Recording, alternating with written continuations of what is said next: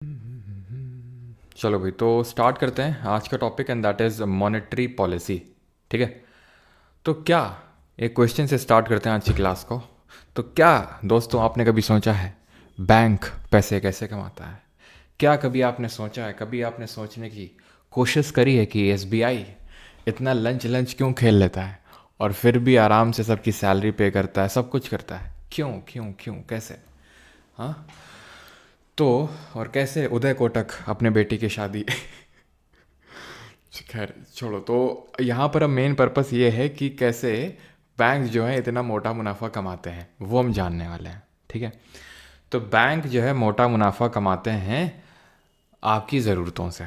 ठीक है। अब आपकी अगर ज़रूरत होती है पैसे की, तो आप या तो जाते हो, आपके आसपास पड़ोस में कोई होगा, है ना, सेठ राम, और उससे पैसे मांगते होगे। या तो आपके पास ये वाला ऑप्शन है, और या तो दूसरा ऑप्शन है लाइन में लग के, लाइन में तो नहीं, ठीक है, लेकिन दूसरा ऑप्शन है आप बैंक के पास जाते हो। तो यहाँ पे दूसरा ऑप्शन कंसिडर करते हैं। ठीक है। इस वाले ऑप्शन को तो इस समय को लेने देना है नहीं। ठीक है। इससे एसएससी इंटरेस्टेड नहीं है। ठीक है। तो हम यहाँ पर जाएंगे किसके पास? बैंक के पास। ठीक है।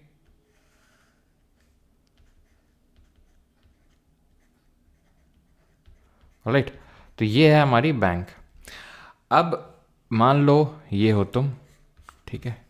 ये हो तुम, ये हो तुम। ठीक है। तो ये हो तुम और तुम्हारे पास कुछ है एक्स्ट्रा पैसा। ठीक है।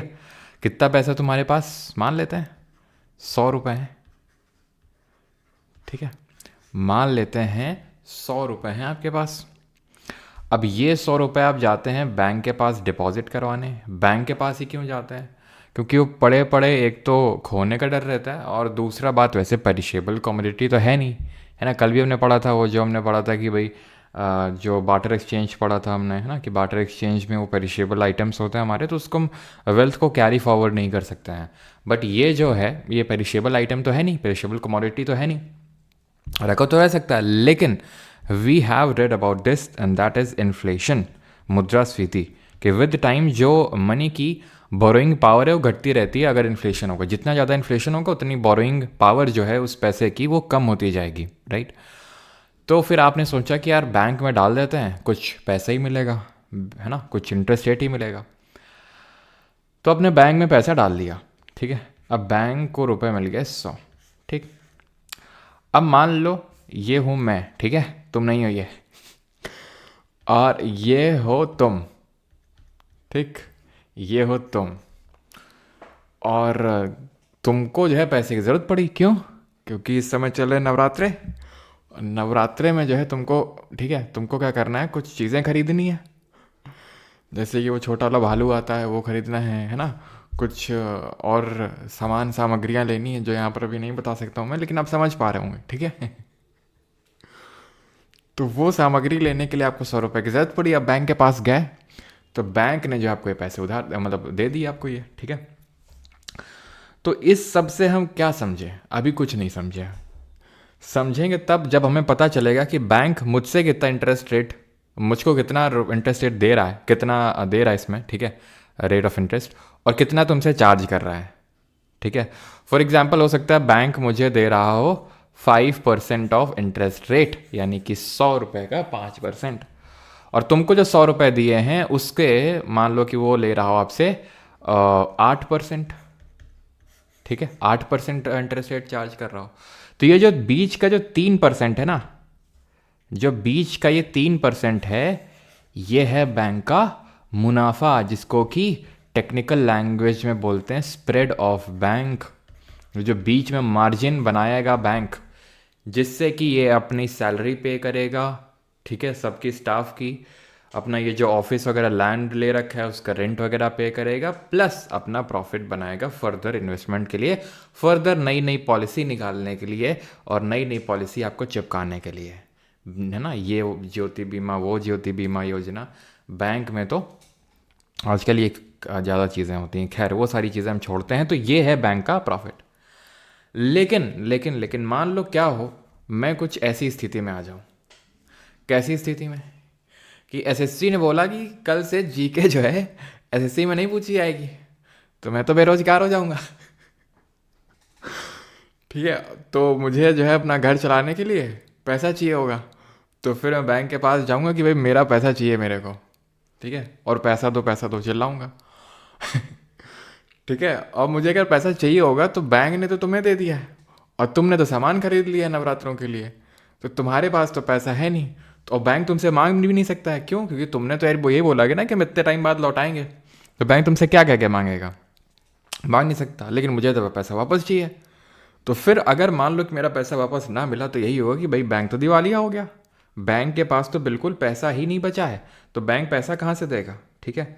100 रुपीज़ की किसको ज़रूरत है, लीजिए सर इंटरेस्ट के साथ लौटाए। अरे सौरभ जी, कृपया भी इन 100 रुपये को बैंक में आप डिपॉजिट कर दे तो ज़्यादा सही रहता है ना।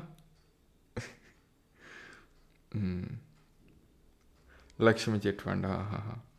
सर बुक कब आएगी? रुक जाओ भी, ठीक है, रुक जाओ भी। बुक बुक का भी मैंने आपको पहले ही बताया था, फिर बुक बुक को लेकर अभी ज़्यादा विचलित ना हो, ठीक है। कुछ चीज़ें अभी आने वाली हैं, कुछ बड़ा आने वाला है अभी, तो बुक बुक को अभी होल्ड करके रखें, जिसकी भी बुक की मंशा हो रही है, चीज़ों पे काम चल रहा है, जल्दी आपको अनाउंसमेंट देखने को मिलेगा, ठीक है।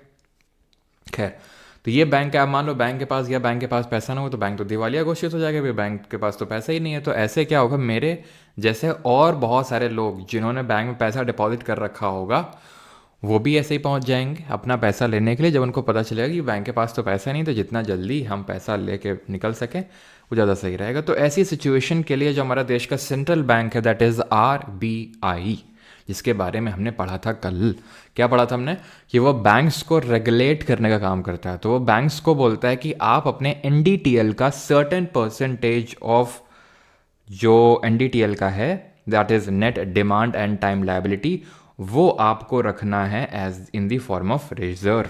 इसको हिंदी में बोलते हैं, हिंदी की PDF जो लोग पेड उसमें हैं, तो टेलीग्राम में आपका जो प्राइवेट टेलीग्राम ग्रुप है उसमें पड़ी होगी, आई थिंक सभी को पता होगा ये चीज़, ठीक है। इसको बोलते हैं शुद्ध मांग और समय देयता, ठीक है।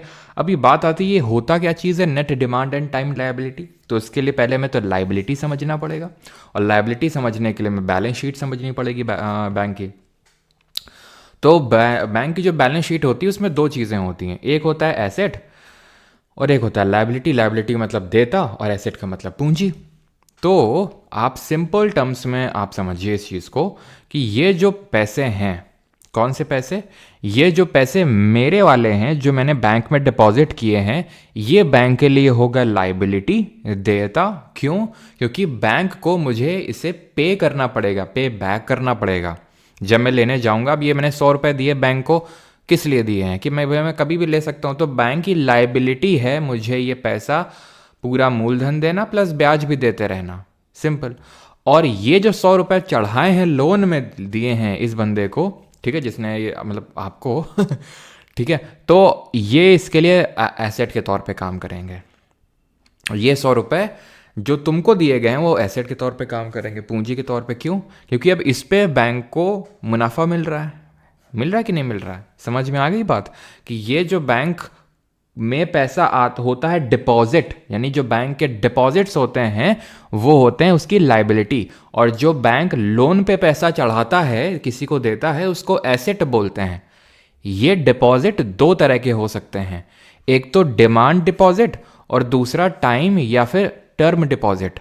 अंतर क्या होता है, मैं बैंक के पास गया और मैंने डिपॉजिट कर दिया, ठीक है, सेविंग अकाउंट में डाल दिया, या फिर मतलब मान लो मेरा करंट अकाउंट है। करंट अकाउंट जानते हैं सभी लोग कि नहीं जानते हैं? तो करंट अकाउंट होता है जैसे जो बहुत ज़्यादा ट्रांजैक्शन करनी होती है, जिन लोगों का बिजनेस वगैरह कुछ चलता है तो उनको बहुत transaction, day to day transaction करनी होती हैं। तो भाई RBI या फिर एक तरह से RBI या फिर गवर्नमेंट आपसे बोलती है कि बहुत ज़्यादा अगर तुम्हें ट्रांजैक्शन करनी है तो करंट अकाउंट खुलवाओ, चालू खाता खुलवाओ, सेविंग खाते से काम नहीं चलेगा, करंट अकाउंट खुलवाओ, ठीक है। तो करंट अकाउंट और सेविंग अकाउंट, सेविंग अकाउंट में थोड़ा बहुत इंटरेस्ट रेट मिल भी जाता है और करंट अकाउंट पे कोई इंटरेस्ट रेट नहीं मिलता है अनफॉर्चुनेटली, ठीक है। तो खैर उससे हमें कोई लेना देना नहीं है। हमें लेना देना ये है कि ये जो पैसा है ना सेविंग और करंट अकाउंट में जो हम डालते हैं, इसको कभी भी जाके या तो ATM के थ्रू या बैंक में चेक है ना भर के या फिर कैसे भी करके हम पर्ची वो भर के अपना पैसा निकाल सकते हैं। बैंक को हमारी डिमांड को फुलफिल करना होगा। डिमांड जैसे ही हम देंगे पैसे की वो डिमांड फुलफिल करना होगा, पैसा देना होगा। लेकिन दूसरे तरह के जो डिपॉजिट होते हैं कुछ, उनको हम टाइम या टर्म डिपॉजिट बोलते हैं, जैसे कि एफडी हम करवाते हैं, आरडी करवाते हैं। तो ये एक फिक्स्ड टाइम पीरियड के लिए होता है, मेच्योरिटी होने पे ही आपको पैसा वापस मिलेगा। मैंने 2 साल की एफडी करवाई, मान लो कि 10 लाख रुपए डाल के मैंने लॉक इन पीरियड में डाल दिया 2 साल का, तो 2 साल बाद वो मेच्योर होगी और मुझे पैसा मिलेगा, ठीक है। और एफडी वगैरह में ज़्यादा इंटरेस्ट रेट मिलता है, ऑब्वियस बात नहीं, तो फिर आप एफडी में पैसा लगाएंगे क्यों, लॉक करेंगे ही क्यों, ठीक है। हर कोई चाहता है कि भाई पैसा उतना ज़्यादा लॉक ना हो, पैसा लिक्विड के फॉर्म में रहे। अब लिक्विडिटी कल पढ़ेंगे, ठीक है। तो पैसा हो सकता है कि अगर जिन लोगों के पास बुक हो तो वहीं भी इसी लेक्चर में लिखा हो, लेकिन वो हम कल पढ़ेंगे। तो लिक्विड का मतलब है कि हर कोई चाहता है कि भाई तुरंत, अगर मान लो कि कभी आवश्यक ज़रूरत पड़ गई, मान लो हेल्थ इमरजेंसी हो गई, कुछ भी हो गया, तो पैसा अवेलेबल होना चाहिए, तो हर कोई यही चाहता है। लेकिन एफडी में क्या होता है, मेच्योरिटी पे आपको पैसा मिलता है, रेट इंटरेस्ट रेट ज़्यादा मिलता है, तो ये लोग प्रेफर करते हैं एफडी को, ठीक है। तो ये क्योंकि आपका मेच्योरिटी पे ही मिलता है, इसलिए इसको एक टाइम पे ही हम इसको ले सकते हैं, तो इसको टाइम में टर्म डिपॉजिट बोलते हैं। वैसे ले सकते हैं पहले भी, लेकिन फिर आपको पेनल्टी भी देनी पड़ेगी, पेनल्टी चार्ज होती है इस पर। रिकरिंग डिपॉजिट भी ऐसा होता है, काइंड ऑफ एसआईपी की तरह होता है, बार बार आपको मतलब रिकरिंग टाइम पे। ऐसा एफडी में क्या होता है, मैंने एक बार पैसा डाल दिया 10 लाख खत्म, इसमें पैसा ऐसे डालते रहना पड़ता है, रिकरिंग है ना, बार बार रिकरिंग बेसिस पे। क्लियर है, करंट अकाउंट के यहाँ पे लिखा हुआ है, ठीक है। तो इतनी चीज़ क्लियर हो गई कि बैलेंस शीट क्या होता है, लाइबिलिटी होता है और एसेट होता है। लाइबिलिटी में डिपॉजिट्स होते हैं, तो यही है। लाइबिलिटी में डिमांड लाइबिलिटी हमने देखा और टाइम लाइबिलिटी देखा। तो जितना भी पैसा आया उसका सर्टेन परसेंटेज बैंक आरबीआई बोलती है कि हमारे पास मतलब हमारे पास, या फिर काइंड ऑफ अपने पास एज अ रिजर्व रखो इसको। और इसी पैसे को बोला जाता है, या तो अगर आपको बोला जा रहा है, बैंक को बोला जा रहा है कैश के फॉर्म में, देखो आरबीआई बोल रहा है बैंक्स को कि जितना भी आपके पास पैसा आया मतलब आपकी लाइबिलिटी, डिमांड लाइबिलिटी या टाइम लाइबिलिटी, जितना भी आया उसका सर्टेन पार्ट आपको रिजर्व के तौर पे रखना है, ठीक है। और ये बैलेंस की मतलब बैंक की बैलेंस शीट कुछ इस तरह की दिखती है, ठीक है। वॉल्ट कैश मतलब जो फालतू का कैश पड़ा हुआ है उसको भूल जाओ, पे यहाँ पे फोकस करो। तो रिजर्व के तौर पे आपको रखना है, सो दैट कि कभी मान लो इस तरह के लोग आ जाएं, एकदम से कुछ हो जाए, तो आपके पास पैसा होना चाहिए। ऐसा नहीं कि हमारे पास तो पैसा नहीं है, तो लोगों का बैंकिंग सिस्टम से फेथ उठ जाएगा कि भाई तुम्हारे पास पैसा नहीं है तो फिर हम किससे मांगेंगे। तुम पता चला बैंक में आज गए, पैसा नहीं है, जाइए, कल गए, पैसा नहीं है, डिमांड मान लो ज़रूरत है 5 लाख की, दे रहे हैं 2 लाख है, फिर अगले दिन आज पैसा नहीं है, तो आदमी बोलेगा पगलेट वगैरह हो क्या, तुमसे किस लिए पैसा लिए थे, अगर हम अपने अगल बगल वाले धन्ना सेठ से पैसा नहीं ले लेते, खुद ही सोचो, ठीक है। तो बैंकिंग सिस्टम से फेथ इरोड होता है, तो इसलिए फिर रिजर्व मेंटेन करने को आरबीआई बोलता है। आरबीआई बोलता है कि कुछ तो एकदम ही लिक्विड के फॉर्म में रखो ना, एकदम ही कैश के फॉर्म में रखो, जो तुरंत ही कन्वर्टेबल, तुरंत आप दे सको, ठीक है। तो उसको हम बोलते हैं कैश रिजर्व रेशो, नकद आरक्षित अनुपात, ठीक। और कुछ पार्ट आपको रखना है, इसको हम बोलते हैं स्टैट्यूटरी लिक्विड रेशो, वैधानिक तरलता अनुपात, स्टैट्यूटरी लिक्विडिटी रेशो। यानी कि कुछ पार्ट आपको रखना है, या तो कैश के फॉर्म में रख सकते हो, गवर्नमेंट सिक्योरिटी या गोल्ड। कैश के फॉर्म में कौन ही रखेगा, जैसे आप नहीं चाहते हैं कि आपके घर में कैश पड़ा हो, क्यों, क्योंकि उसकी वैल्यू डिक्रीज ही होती रहेगी ओवर टाइम। आप चाहते हो कि भाई ये बैंक वगैरह में मैं डिपॉजिट कर दूं, स्टॉक म्यूचुअल कहीं भी लगा दूं, लेकिन ऐसे वॉल्ट ना पड़ा रहे, खाली ना पड़ा रहे, ठीक है। तो बैंक भी वही चाहती हैं खाली ना पड़ा रहे, सब लोन में उठा दें। अब सब लोन में उठा नहीं सकती हैं पूरा का पूरा, मैंने अभी बताया आपको 100 रुपए, क्योंकि आरबीआई ने बोल के रखा है भैया सब नहीं उठा सकते हो, सर्टेन पार्ट आपको रिजर्व के तौर पे मेंटेन करना होगा, क्योंकि बैंक को मुनाफा तो पैसा चढ़ाने पे है ना। अगर उसके पास 100 करोड़ रुपए आया तो बैंक चाहता है उस 100 करोड़ का 100 करोड़ को कहीं इन्वेस्टेड रखे, 1 रुपए भी खाली न रखे। हम लोग तो रख भी लेते हैं, लेकिन बैंक बिल्कुल ही गलती नहीं करता, क्योंकि बैंक को तो प्रॉफिट कमाना है। लेकिन आरबीआई बोलता है कि नहीं, आपको रिजर्व रखना पड़ेगा रिजर्व के तौर पे। तो कुछ पार्ट आपको कैश के फॉर्म में, और कुछ आप कैश या गोल्ड या फिर गवर्नमेंट सिक्योरिटी के फॉर्म में रख सकते हो। तो कैश के फॉर्म में तो क्यों ही रखेगा बैंक, क्योंकि उसमें उसको कोई ब्याज नहीं मिलना है, कोई इंटरेस्ट रेट नहीं मिलना है। गोल्ड की प्राइस बढ़ती है तो वो गोल्ड में इन्वेस्ट कर सकता है, गवर्नमेंट सिक्योरिटी में इन्वेस्ट कर सकता है। लेकिन होता क्या है कि अगर मान लो कभी इस तरह की नीड पड़ गई, तुरंत एकदम से लोग आ गए कि हमें हमारा पैसा चाहिए, तो गोल्ड और गवर्नमेंट सिक्योरिटी क्या है कि ये कन्वर्ट हो जाते हैं आसानी से पैसे में, यानी कि ये बोल सकते हैं लिक्विड में। लिक्विड इन दी सेंस ये वो पानी मत समझना तुम, लिक्विडिटी का मतलब होता है इकोनॉमी में पैसा, ठीक है। तो गोल्ड और गवर्नमेंट सिक्योरिटी तुरंत कन्वर्ट हो सकते हैं। तो यहाँ पर एसएलआर अभी कितना रेट चल रहा है, ठीक है। तो ये रेट अभी करंट में 4% चल रहा है और ये 18% चल रहा है करंट में। मॉनेटरी पॉलिसी कमेटी बैठती है जिसको हम मौद्रिक, यहाँ पे होगा आई थिंक, ठीक है, एक मॉनेटरी पॉलिसी कमेटी बैठती है, मौद्रिक ये समिति बैठती है, ठीक है। उर्जित पटेल जी की एक कमेटी बनी थी, उसके रिकमेंडेशन पे मॉनेटरी पॉलिसी कमेटी बनाई गई जब ये पूरा और आरबीआई के गवर्नर थे। तो ये 6 मेंबर्ड कमेटी होती है, 6 सदस्य होते हैं, 3 आरबीआई से होते हैं, 3 गवर्नमेंट की तरफ से होते हैं, और आरबीआई का जो गवर्नर होता है वो उसका चेयरमैन होता है। तो वो निर्धारित करते हैं कि भाई कितना सीआरआर होगा, कितना एसएलआर होगा। तो 4% और 18% अभी कुछ दिन पहले मीट हुई थी, तो उसी में डिसाइड हुआ था, ठीक है। क्लियर यहां तक सभी को? किसी कोई डाउट तो नहीं है सीआरआर और एसएलआर में? किसी को हो तो बता देगा एक बार। Sir I love you sir, बस आप एनसीईआरटी पढ़ा दीजिए ताकि मैं पढ़ लिख कर इलेक्शन लड़ सकूं। अच्छा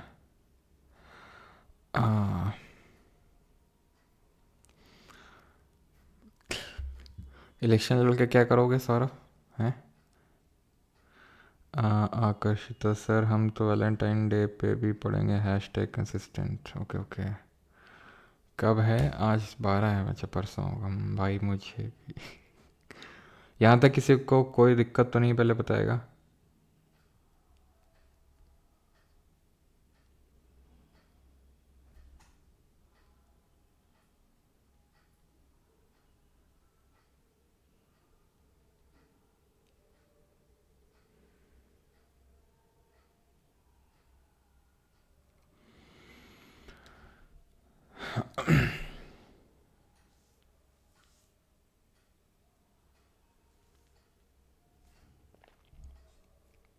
एसएलआर फिर से सर? ओके सर, 4%, 18% समझ नहीं है।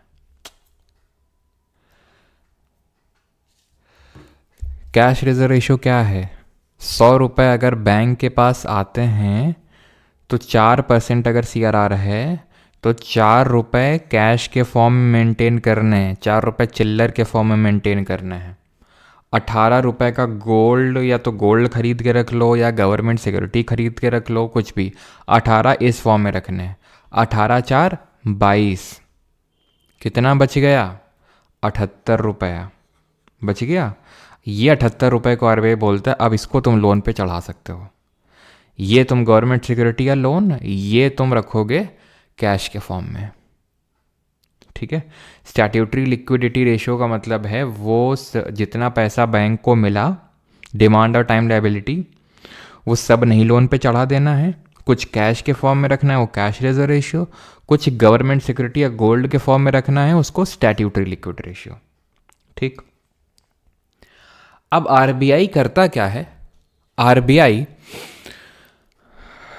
पहले तो हम ये समझ लेते हैं मनी मल्टीप्लायर क्या होता है, धन गुणक जिसको बोलते हैं। A maximum amount of new money created by banks for every dollar of reserves. जैसे कि बैंक को 100 रुपये मिले, ठीक है, बैंक में मैंने 100 रुपये दिए थे, फिर आपने 100 रुपये लिए, मान लेते हैं वो 100 रुपये आपने कुछ काम से लिए। कुछ काम हो सकता है कि आपको अपने धंधे में 100 रुपये का, बस एग्जाम्पल ले रहा हूँ मैं, ठीक है, तो कुछ भी अमाउंट हो सकता है। तो मान लो अपने धंधे में लगाने के लिए लिए, तो 100 रुपये का आपने क्या किया, आपने 100 रुपये का वो क्या किया, 200 बना दिया। 100 रुपये का 200 बना दिया, उसमें 150 या फिर 180 मान लेते हैं बैंक को दे दिया, और 20 आपका मुनाफा हो गया। समझे आप इस चीज़ को कि मनी मल्टीप्लाई हो गई, कितने से मल्टीप्लाई हो गई? बाई 2 टाइम्स हुआ। इसी को बोलते हैं मनी मल्टीप्लायर। मनी मल्टीप्लायर का कैश रिजर्व रेशियो से एक संबंध होता है, एक रिलेशन होता है, वो इनवर्स रिलेशन होता है कि money multiplier is inversely proportional to the CRR और कैश रिजर्व रेशियो। मतलब सीआरआर अगर आप बढ़ाएगी आरबीआई तो मनी मल्टीप्लायर घट जाएगा। जैसे मान लेते हैं आज को सीआरआर है 4%, सीआरआर है 4%, ठीक है, तो 4%, 4/100, तो 100 ऊपर आ जाएगा, ठीक, ठीक है। तो मनी मल्टीप्लायर कितना है? मनी मल्टीप्लायर अगर हम देखें तो 25 टाइम्स है, राइट। अगर यही मैं सीआरआर बढ़ा दूं, कितना कर दूं? सीआरआर मैं कर दूं मान लो 25%। 25% का मतलब मनी मल्टीप्लायर कितना है, 4, यानी मनी 4 टाइम्स मल्टीप्लाई हो रही है, मनी 25 टाइम मल्टीप्लाई हो रही है। यानी जैसे ही मैंने CRR को बढ़ाया मनी मल्टीप्लायर घट गया। सिंपल सा लॉजिक है। सिंपल सा क्या लॉजिक है कि बैंक है, बैंक से RBI बोल रही है CRR बढ़ा के, CRR बढ़ाने का मतलब हुआ RBI बैंक को ये बोल रही है आपके पास जितना पैसा आ रहा है वो आपको as a form of cash रखना है। पहले अगर 5 रुपये रख रहे थे तो मैंने अब 10 रुपये रखने हैं। यानी अगर पहले 95 रुपये चढ़ा रहे थे लोन पे तो अब 90 रुपये चढ़ा पाओगे, और 90 रुपये लोग के पास जाएंगे, किसी बंदे के पास जाएंगे तो उसके पास कम पैसा होगा मल्टीप्लाई करने के लिए। समझ में आई थी चीज़? क्योंकि वो वाला पैसा तो कैश में पड़ा हुआ है, वो तो मल्टीप्लाई ही नहीं हो रहा है। मेरे घर में कैश पड़ा हुआ है मान लो 50,000 रुपये, वो तो ऐसे पड़ा हुआ है, रखा हुआ है। अब यही पैसा अगर मैं किसी को दे दूँ तो वो अपने इस्तेमाल में लाएगा। 50,000 का हो सकता है कि वो 50,000 का 2 लाख बना दे, मुझे 1 लाख मिल गया, मतलब 50,000 का क्या हुआ, वो 2 लाख बना दिया, नहीं कि 4 गुना कर दिया। लेकिन वही अगर मैं 50,000 का सोचो 25,000 ही दूँ तो 25,000 का वो बना दिया इस टाइम पे मान लेते हैं 1 लाख, तो अभी भी 4 टाइम्स है लेकिन उतना मल्टीप्लाई नहीं हुआ मनी। समझ रहे हैं आप? तो ये चीज़ आपको ध्यान में रखनी है कि जैसे CR बढ़ेगा वैसे मनी मल्टीप्लायर कम होगा। अब इसी का यूज़ किया जाता है by RBI to counter the inflation और डिफ्लेशन, जिसको हम पहले ही समझ चुके हैं कि इन्फ्लेशन और डिफ्लेशन क्या चीज़ होती है। रिपीट करते हैं, एक बार रिवाइज करते हैं। इन्फ्लेशन का मतलब होता है चीज़ों के दाम बढ़ना, चीज़ों के दाम बढ़ना, rise in the level of prices, rise in the level of prices, चीज़ों के दाम बढ़ना। अब चीज़ों के दाम दो चीज़ों के कारण दो तरह से बढ़ सकते हैं। एक को बोलते हैं डिमांड पुल इन्फ्लेशन, और एक को बोलते हैं कॉस्ट पुश इन्फ्लेशन। समझ आई बात? डिमांड पुल का मतलब ये है कि डिमांड बहुत ज़्यादा बढ़ गई है। क्यों? क्योंकि लोगों के हाथों में पैसा बहुत ज़्यादा बढ़ चुका है। कॉस्ट पुश का मतलब ये है कि चीज़ों के दाम बढ़े। क्यों? सप्लाई साइड इन्फ्लेशन इसको बोलते हैं। सप्लाई महंगी हो गई, रॉ मटेरियल महंगा हो रहा है, जिस चीज़ से वो फाइनल चीज़ बनाई जाती है वो चीज़ महंगी हो गई, जो उसके इनपुट्स हैं, इसलिए उसका प्राइस बढ़ गया है। तो इन्फ्लेशन ये है, इन्फ्लेशन का मतलब चीज़ों के दाम बढ़ गए। एक तरह से अगर हम देखें तो लोगों के हाथों में अगर पैसा ज़्यादा बढ़ गया तो इन्फ्लेशन आ गया। तो आरबीआई क्या करेगी? आरबीआई को अगर इन्फ्लेशन को लगाम लगानी होगी, ये घोड़ा है, अब घोड़े पे लगाम लगानी है। तो अगर दो तरह से, अगर घोड़ा भाग नहीं रहा है तो घोड़े को भगाने के लिए एक लगाम है, ठीक है, कि मान लो उसको कुछ है ना, उसको पुश किया जा रहा है कि भाग भाग, और एक अगर ज़्यादा भाग रहा है तो उसको कंट्रोल में लाने के लिए क्या कर रहे हैं, उसको थोड़ा सा उस पर लगाम लगा रहे हैं कि उसको खींच रहे हैं।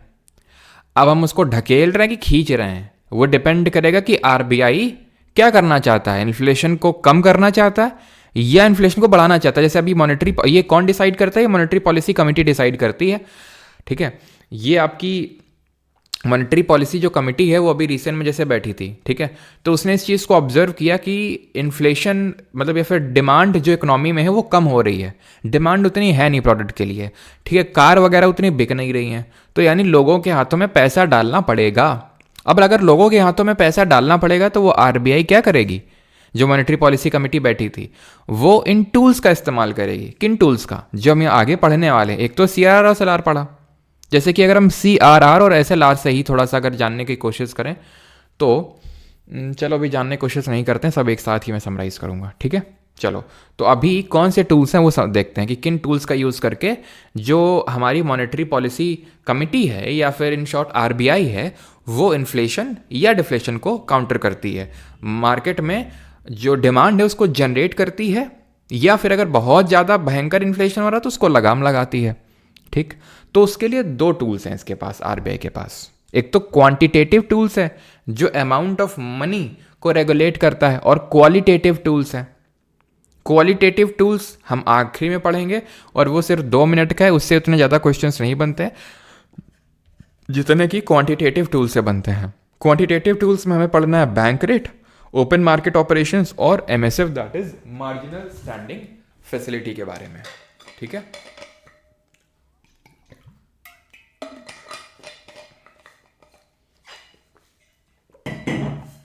सबसे पहले हम पढ़ेंगे बैंक रेट के बारे में। बैंक रेट क्या होता है? RBI provides loan to commercial banks without keeping any securities. अब हम लोग जाते हैं बैंक के पास लोन लेने के लिए, बैंक को अगर जरूरत है तो कहां पे जाएंगे? याद करो, लेंडर ऑफ लास्ट रिसोर्ट। अगर बैंक को कहीं से पैसा नहीं मिलेगा तो कहां से किसके पास जाएंगे? आरबीआई के पास। आरबीआई को तो बोलते हैं लेंडर ऑफ लास्ट रिसोर्ट। तो बैंक रेट वो रेट है जिसमें आरबीआई इन बैंक्स को लोन प्रोवाइड करता है। कुछ गिरवी नहीं रखना पड़ता है, कुछ कोलेट्रल। गिरवी का मतलब होता है इकोनॉमी में कोलेट्रल, तो कुछ भी कोलेट्रल नहीं रखना है। आरबीआई जो है बैंक्स को लोन चढ़ाता है, ठीक है, उसको हम बैंक रेट बोलते हैं। ठीक है, क्लियर है? अब आते हैं ओपन मार्केट ऑपरेशंस पे। अपना फोकस यहां पे रखिएगा, ज्यादा कमेंट सेक्शन पे अपना फोकस मत रखिएगा, ठीक है?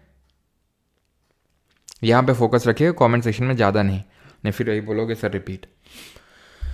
बैंक रेट समझ में? आरबीआई लोन दे रहा है बैंकों को लॉन्ग टर्म के लिए, ठीक।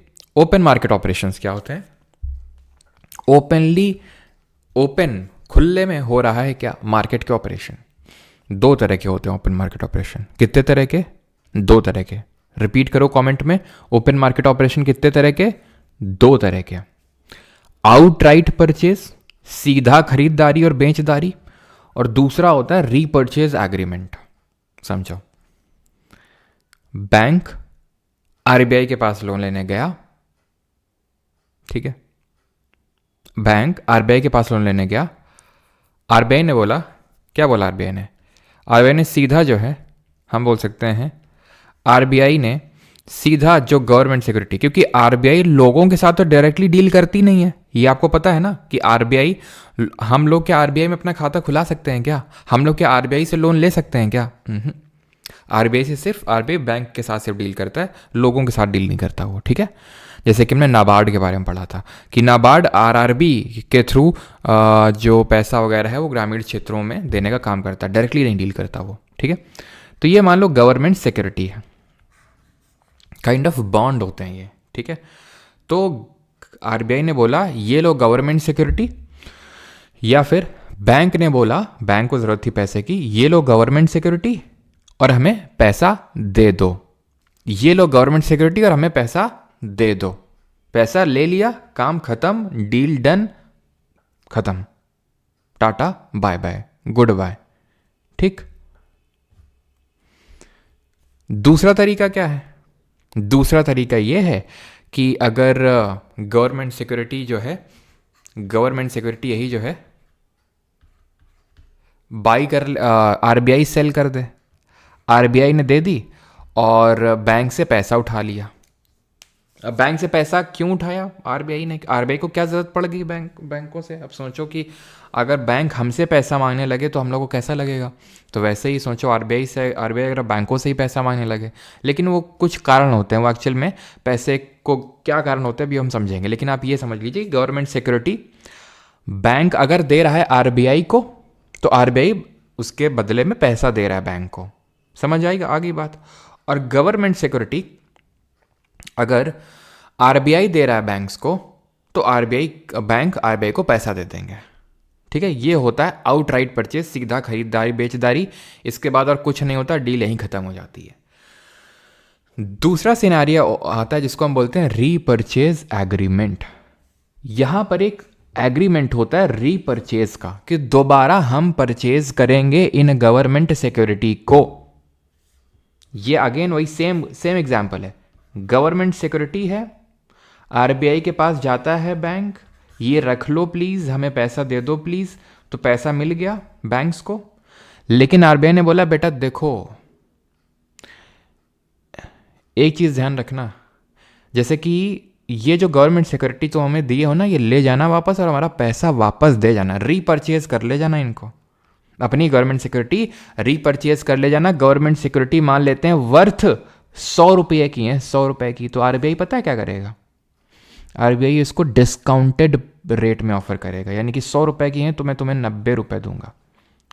और जब तुम मुझे आओगे ना, जब मुझे वापस देने आओगे, ठीक है। तो ये मतलब लेने आओगे तो वो जो है गवर्नमेंट सिक्योरिटी जो अभी मुझे देके गए हो, ये अपनी जो है लेते जाना, और जो पूरा पैसा है, ठीक है, 100 रुपये ये दे के जाओगे। तो ये जो बैंक ने, क्योंकि आरबीआई ने तो सिर्फ 90 रुपये दिया था और बैंक तो इनको 100 रुपये लौटाना है, तो ये जो बीच का मुनाफा है ना, ये जो मुनाफा है 10 रुपये का, ये मुनाफा है आरबीआई का, इसको बोलते हैं repo, repurchase obligation. RBI discounted price में गवर्नमेंट सिक्योरिटी को ऑफर करता है, मतलब गवर्नमेंट सिक्योरिटी ले ली, डिस्काउंटेड प्राइस दे दिया और उसके बाद पूरा पैसा ले लेता है। तो जो पूरा पैसा लिया बीच का, वही उसका मार्जिन बन गया, उसी को रेपो बोलते हैं, रीपर्चेज ऑब्लिगेशन। दूसरा क्या तरीका है? दूसरा हमने देखा था कि गवर्नमेंट सिक्योरिटी जो है, दूसरा केस ये लिया था हमने कि ये जो गवर्नमेंट सिक्योरिटी है, इस बार बैंक नहीं आरबीआई दे रहा है इनको कि ये लो, हमसे ले लो क्या, गवर्नमेंट सिक्योरिटी, और पैसा हमें दे दो। बैंक से बोलता है क्या, हमें पैसा दे दो, और हमें पैसा दे दो, और जब वापस आना, ठीक है, जब हम आएंगे वापस तो हम जो है, जैसे कि आरबीआई ने गवर्नमेंट सिक्योरिटी दी है, तो हम वापस आके अपनी गवर्नमेंट सिक्योरिटी ले जाएंगे और पैसा तुम्हें वापस दे जाएंगे। तो यहाँ क्या है, रीपर्चेज, इसको बोलते हैं रिवर्स रेपो, ठीक है, रिवर्स रेपो। अब बात ये आती है कि आरबीआई को क्या जरूरत पड़ गई बैंक से पैसा लेने की? वही जैसे ना था कि अगर बैंक, ध्यान से बस सुनते जाना, ठीक है, अगर बैंक हमारे पास आए, एसबीआई, पीएनबी, ये सब आए, एचडीएफसी हमारे पास, हमसे इकट्ठा करने लगे पैसे कि भाई पैसा दे दो हमें। जैसे वो मान लो कि ये बैंक मैनेजर आया मुझसे बोले परमार जी थोड़े पैसे की ज़रूरत है, पैसा दे दीजिए, बैंक को कमी हो गई है। तो क्या मैं उस बैंक पे कभी ट्रस्ट करूँगा? नहीं। तो आरबीआई फ्री पैसा क्यों ले रही है? तो आरबीआई एक्चुअली में पैसा ले रही है इन सब चीज़ों के लिए, इन्फ्लेशन को काउंटर करने के लिए। मैं आपको समझाता हूँ कैसे। ये बैंक है, ठीक, इसके पास 100 रुपये पड़े हुए हैं, ठीक है, और मान लेते हैं कि लोन, अब बैंक ऐसा तो है नहीं कि कितने भी पे लोन दे देगा कि भाई बैंक को मुनाफा कमाना है तो ज़्यादा से ज़्यादा इंटरेस्ट रेट में लोन चढ़ाने लगेगा। अगर मुझे पता चला है कि बैंक ठीक है 8% पे लोन दे रहा है तो मैं ठीक है ले आऊँगा, ठीक है 8-9% ज़्यादा नहीं है। बैंक बोले नहीं हम 20% लेंगे, तो मैं थोड़ी जाऊँ, मैं सोचूंगा यार इधर आसपास से किसी से जुगाड़ कर लेता हूँ, या फिर अगर ज़रूरत है तो चलो कोई नहीं, अभी उस ज़रूरत को मार देता हूँ मैं। तो लोग बैंक के पास पहुंचेंगे नहीं लोन लेने के लिए। तो एक सर्टेन होता है भाई थ्रेशोल्ड कि भाई बैंक इससे ज़्यादा लोन पे अगर पैसा चढ़ाएंगे तो या तो उस बैंक के पास कोई नहीं जाएगा, दूसरे बैंक के पास जाएगा, या फिर वो आसपास में किसी को देखेगा। तो बैंक का भी तो एक लिमिट है ना कि वो पैसा ऐसा तो नहीं कि मन मर्जी रेट ऑफ इंटरेस्ट रेट पे चढ़ा सकते हैं, ठीक है। सर्टेन मान लेते हैं कि ये 9% रेट पे देते हैं। आरबीआई इनसे बोले कि बेटा इधर आओ, ऐसा करो ये गवर्नमेंट सिक्योरिटी रखो और ये पैसा हमें दे दो, और हम तुमको जो इंटरेस्ट रेट ऑफर करेंगे वो 12% होगा। बैंक हंसता खेलता जाएगा, बैंक को तो पैसे से मतलब, आरबीआई को दे देगा पैसा। आरबीआई ने काम किया क्यों?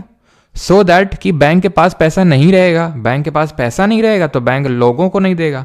और क्योंकि आरबीआई को अगर पैसा डालना है, निकालना है इकोनॉमी से, मार्केट से, लोगों के हाथों से, क्योंकि वो लोगों से डायरेक्टली डील नहीं करता है, बैंक के थ्रू वो पैसे को निकालेगा या डालेगा इकोनॉमी में। तो जब बैंक के पास पैसा नहीं रहेगा तो बैंक लोन पे चढ़ा नहीं पाएगी, और आरबीआई का मोटिव फुलफिल हो जाएगा। किस चीज़ का? इन्फ्लेशन को काउंटर करने का। इन्फ्लेशन क्या है? लोगों के हाथों में ज़्यादा पैसा आ गया, डिमांड ज़्यादा आ रही है। डिमांड ज़्यादा आ रही है तो बैंक से बोला आरबीआई ने कि हमें पैसा लाओ, गवर्नमेंट सिक्योरिटी ले जाओ और हम तुम्हें ज़्यादा इंटरेस्ट रेट ऑफर करेंगे। अगर डील वहीं खत्म हो जाती है तो it is an outright purchase, it is an outright purchase, और इसको स्टेरिलाइजेशन भी बोला जाता है आउटराइट परचेज को। और अगर यहाँ पे ये बोला आरबीआई ने नहीं, हम वापस आके अपनी गवर्नमेंट सिक्योरिटी उठा ले जाएंगे, पैसा तुम्हें दे जाएंगे, that is reverse repo, repo का उल्टा। समझ आई बात? अब रेपो क्या होता है? रेपो में अब बैंक रेट और रेपो रेट में क्या अंतर होता है? तो बैंक रेट होता है लॉन्ग टर्म के लिए, रेपो रेट होता है शॉर्ट टर्म के लिए। जब तत्कालिक जरूरत पड़ जाए बैंक को तो वो क्या करेगा? वो जाएगा बैंक के पास, आरबीआई के पास, बोलेगा गवर्नमेंट सिक्योरिटी ले लो यार, हमें पैसा दे दो, कल आएंगे तुम्हारे पास, हम कल आएंगे और कल अपनी गवर्नमेंट सिक्योरिटी, अपना मतलब तुम्हारी गवर्नमेंट सिक्योरिटी जो है दे जाएंगे और पैसा ले जाएंगे अपना, ठीक है। ये चीज़ होता है, मतलब नहीं सॉरी, काइंड ऑफ पैसा आपको दे जाएंगे और अपनी गवर्नमेंट सिक्योरिटी उठा ले जाएंगे। तो जितना पैसा देंगे हमने आपसे लिए थे डिस्काउंटेड प्राइस, मान लो 100 रुपये गवर्नमेंट सिक्योरिटी थी, आपने मुझे 90 दिए थे, हम आपको 100 रुपये लौटा के देंगे, तो वो जो रेट होगा वो रेपो रेट कहलाएगा, और इसका उल्टा वाला रिवर्स रेपो हो जाएगा। तो बैंक रेट होता है लंबे समय के लिए और रेपो रेट होता है शॉर्ट टर्म के लिए। ठीक है, क्लियर है। और बैंक रेट और रेपो रेट में अंतर क्या है कि बैंक रेट लॉन्ग टर्म के लिए होता है, रेपो रेट शॉर्ट टर्म के लिए। इसमें कोई कोलेट्रल नहीं रखना होता है। क्या यहाँ पर मैंने कुछ गिरवी रखने की बात करी थी? नहीं, यहाँ पर रेपो में गवर्नमेंट सिक्योरिटी को एज अ रेपो रखना, एज अ कोलेट्रल रखना पड़ रहा था, इसीलिए बैंक को बैंक रेट में रिस्क थोड़ा ज़्यादा होता है रेपो के कंपैरिजन में, इसीलिए रेपो कम होता है बैंक रेट के कंपैरिजन में। क्यों? क्योंकि अगर मान लो कि रेपो नहीं भी लौटाया तो गवर्नमेंट सिक्योरिटी तो आरबीआई के पास पड़ी ही ना, है ना, वर्थ ₹100, क्योंकि उसने तो सिर्फ 90 ही रुपए दिए हैं ना बैंक को, वर्थ रुपीज़ गवर्नमेंट 100 रुपये रखवा रखी हैं। तो अगर नहीं भी देगा बैंक तो भी उसके पास कोलेट्रल है। जैसे कि मान लो कि तुमने मुझसे लोन लिया और नहीं चुकाया, लेकिन मैंने तुमसे गिरवी कुछ रखवा रखा है, तो मैं टेंशन फ्री रहूँगा, मैं बोलूँगा ठीक है यार, ठीक है, कम रेट में ही ले जाओ, लेकिन मैं अश्योर्ड तो हूँ कि मुझे वापस मिलेगा पैसा। ठीक है, बॉन्ड होते हैं निशान सर का गोचा, ठीक है, बॉन्ड्स होते हैं काइंड ऑफ बॉन्ड होते हैं, ठीक है। Bank rate is higher than repo, no, yes, bank rate is higher than repo, मैंने रीजन आपको समझा दिया है। यस मन्नू को के डी जी,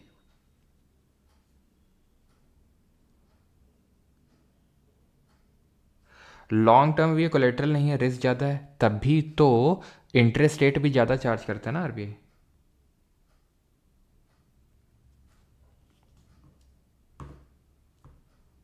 चलो, क्लियर है। और अभी बैंक रेट रफली 6.5% है, ठीक है, बैंक रेट है 6.5%, और रिवर्स रेपो, सॉरी, जो रेपो है एक्चुअल में पहले, जब पिछले साल मैंने लेक्चर लिया था ये, तो 6.75% था, रेपो 6.5% था। अभी जो मॉनेटरी पॉलिसी कमेटी बैठी थी उसमें उसने 6.5% से 25 बेसिस पॉइंट घटा के 6.25% कर दिया है। बेसिस पॉइंट क्या होता है? 25 बेसिस पॉइंट का मतलब होता है 0.25%। तो 6.5% पहले था, 25 बेसिस पॉइंट घट गया, मतलब 6.25% हो गया। ठीक, क्लियर। इतनी चीज कि ओपन मार्केट ऑपरेशन दो तरह के, आउटराइट परचेज और रीपरचेज एग्रीमेंट। यहां पे क्या होता है? No promise to sell them letter,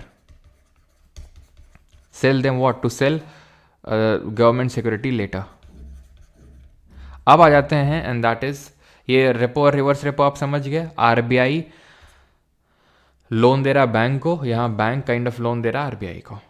ठीक है, क्लियर रहती चीज़। अभी कैसे काउंटर करना होता है वो भी समझेंगे। अब आते हैं, and that is MSF, marginal standing facility. और पता है इसी की तरह, चलो अभी मैं हम क्वेश्चन करेंगे सीरियस वाला, तो वहाँ पे देखेंगे एक स्टैंडिंग फैसिलिटी करके लाया है आरबीआई, 2022 में इसको इंट्रोड्यूस किया है रेपो की जगह पे, कि भाई आपको गवर्नमेंट सिक्योरिटी कोलेट्रल में नहीं रखना है, सीधा आप आके पैसा उठा सकते हो ओवरनाइट के लिए, मतलब तुरंत पैसा अगर आपको चाहिए ऐसे एक दिन के लिए, तो आप तुरंत आके हमसे पैसा ले सकते हो आके, और आपको गवर्नमेंट सिक्योरिटी को कोलेट्रल गिरवी रखने की ज़रूरत भी नहीं है। वो स्टैंडिंग फैसिलिटी कहलाता है, जो कि 2022 में इंट्रोड्यूस किया गया है। ये चीज़ ध्यान रखिएगा, ठीक है। अब आते हैं मार्जिनल स्टैंडिंग फैसिलिटी। ये क्या होता है? ये भी एक ओवरनाइट लोन होता है, ठीक है, और 2% of NDTL is the limit, यानी कि 2% ऑफ NDTL ही आप पैसा इसमें उठा सकते हैं। अभी तो आई थिंक शायद जितना मुझे याद है 1% हो चुका है इसमें, ठीक है, 1% ऑफ NDTL। CRR और SLR इज़ नॉट मेंटेन, यानी कि देखो बैंक्स को क्या करना होता है, CRR और SLR मेंटेन करके रखना होता है, cash reserve ratio, statutory liquid ratio. अब अगर वो मेंटेन नहीं कर पा रहे हैं तो दो ऑप्शन है उनके पास, या तो वो कॉल मनी रेट का यूज़ करेंगे। कॉल मनी रेट वो रेट होता है जिसपे इंटर बैंक लेंडिंग होती है। मतलब ये है कि जैसे मैं हूँ SBI, ठीक है, मैं गया किसके पास? HDFC के पास, कि भाई यार तुम्हारे पास एक्स्ट्रा पैसा है क्या? जैसे कि मान लो इसको मेंटेन करना है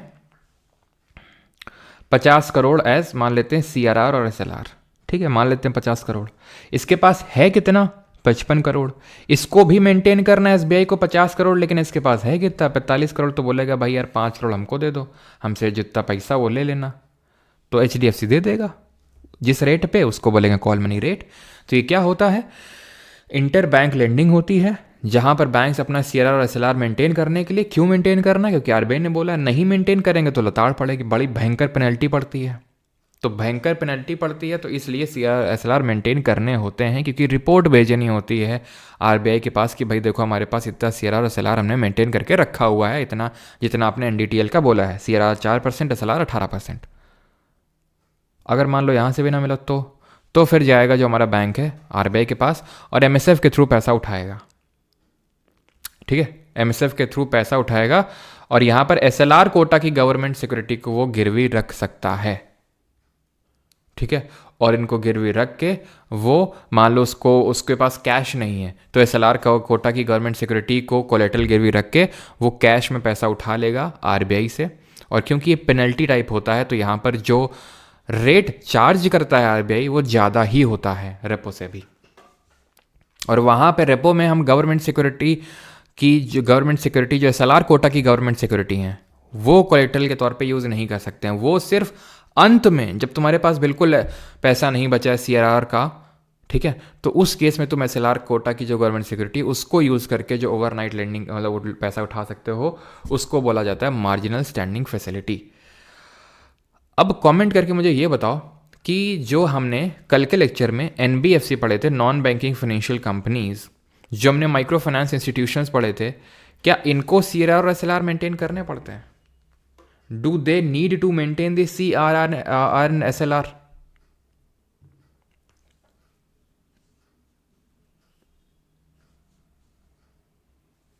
अरे भैया बताया तो, गवर्नमेंट सिक्योरिटी का मतलब होता है बॉन्ड। बॉन्ड का मतलब होता है भाई लिखा पढ़ी में कि भाई इतने रुपए का ये बॉन्ड है। मम्मी पापा से पूछना अपने क्या बॉन्ड होते थे, पहले बॉन्ड ही चलते थे, बॉन्ड संभाल के रखने पड़ते थे, वही काइंड ऑफ एग्रीमेंट होता है। स्टाम्प पेपर कभी कुछ एकदम ही कट हो गया है दुनियादारी से? स्टाम्प पेपर वगैरह कभी कुछ देखा है कि नहीं देखा है? स्टाम्प पेपर, गवर्नमेंट, ये सब बॉन्ड वगैरह जो होते हैं, तो उसमें ये होता है कि भाई इतने रुपए का बॉन्ड है, वो कहीं पे भी उसको यूज़ करके पैसा लिया जा सकता है, वो बॉन्ड की पावर होती है। तो वही है गवर्नमेंट सिक्योरिटी। और जो शॉर्ट टर्म गवर्नमेंट सिक्योरिटी होती है उनको हम ट्रेजरी बिल बोलते हैं, वो भी अभी देख लेते हैं। तो एनबीएफसी और MFI they need not maintain the CRR and SLR. ठीक है, नीड नॉट। बैंक का पैसा लेके कैसे भागे, ये तो बेटा तुम विजय माल्य से पूछो। Need not maintain CRR and SLR, उनको मेंटेन नहीं करना होता। क्योंकि उनको मेंटेन नहीं करना होता है तो वो एमएसएफ से बेटा वो भी लोन नहीं उठा सकते हैं। एमएसएफ से ये लेंडिंग वगैरह मतलब पैसा आरबीआई से नहीं ले सकते हैं। ठीक है, ये चीज़ ध्यान रखिएगा आप। तो यहाँ पे चलो पहले आपको यही बता देते हैं कि ये शॉर्ट टर्म गवर्नमेंट सिक्योरिटी क्या होती हैं।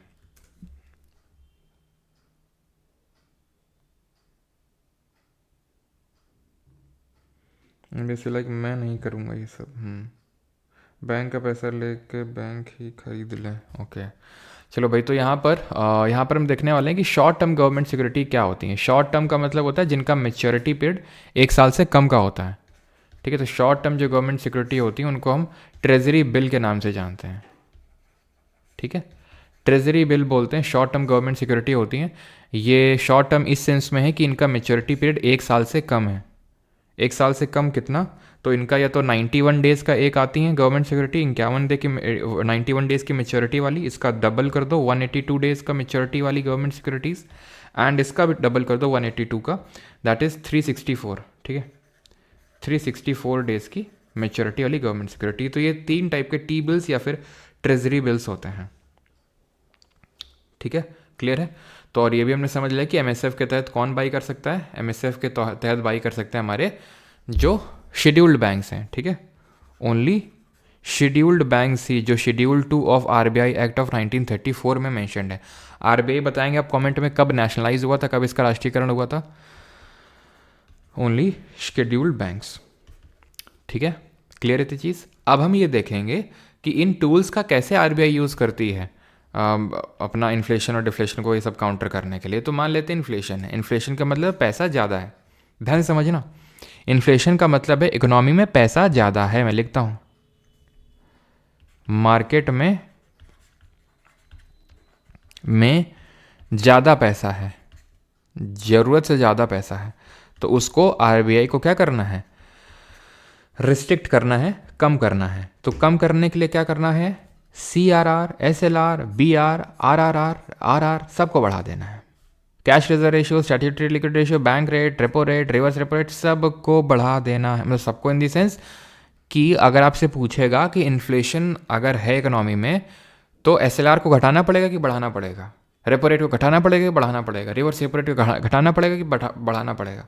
सिंपल आपको याद रखना है, कुछ भी पूछ ले बस बढ़ाना ही पड़ेगा सबको। अब हो सकता है तुम्हें डाउट आए कि सर रेपो को अगर बढ़ा रहे हैं तो इसको तो घटाना पड़ेगा ना, क्योंकि ये रेपो है और वो तो रिवर्स रेपो है। बेटा अभी हम कुछ समझाए भी थे तुम्हें यहाँ पे, रिवर्स रेपो कायदे से समझाए थे कि नहीं, फिर समझ लो एक बार रिवर्स रेपो। कि रिवर्स रेपो का मतलब ये है कि बैंक, आरबीआई बैंक से बोल रहा है कि तुम लोगों को पैसा मत दो, हमको दे दो, हम तुम्हें ज़्यादा रेट ऑफर करेंगे, हम ज़्यादा रेट ऑफर करेंगे। तो जितना ज़्यादा रेट ऑफर करेगा आरबीआई, उतना ही बैंक लोगों को पैसा ना देके आरबीआई पे पार्क करेगा, आरबीआई पे पार करेगा अपने फंड्स को, एक्सेस फंड्स को। रेपो रेट क्या था, ये वो रेट था जिसपे कि बैंक्स लोन ले रहे थे आरबीआई से। तो अगर वो बढ़ जाएगा रेपो रेट, तो अब ज़्यादा रेट पे क्योंकि बैंकों को लोन मिलेगा आरबीआई से, तो बैंक मुंह उठा के तुरंत आरबीआई से नहीं पहुंच जाएंगे, थोड़ा तो पैसा दे दो, थोड़ा तो पैसा दे दो। क्योंकि अगर आसानी से पैसा बैंकों को मिल गया तो आसानी से बैंक भी लोगों को पैसा दे देंगे। तो अगर मान लो देना है लोगों को पैसा, आरबीआई को लगता है डिमांड उतनी चल नहीं रही इकोनॉमी में, जैसे अभी मॉनेटरी पॉलिसी कमेटी बैठी थी तो उसको वही लगा कि इकोनॉमी में उतनी डिमांड जनरेट नहीं हो रही, तो कैसे करें, इन रेट को कम कर डाला उसने। कम कर दिया मतलब अब बैंक आरबीआई से आसानी से लोन ले सकते हैं, क्योंकि उन्हें उतना ब्याज नहीं देना है। अगर पहले 6.5% देना था तो अब 6.25%, 6.25 देना था तो 6%, ठीक है।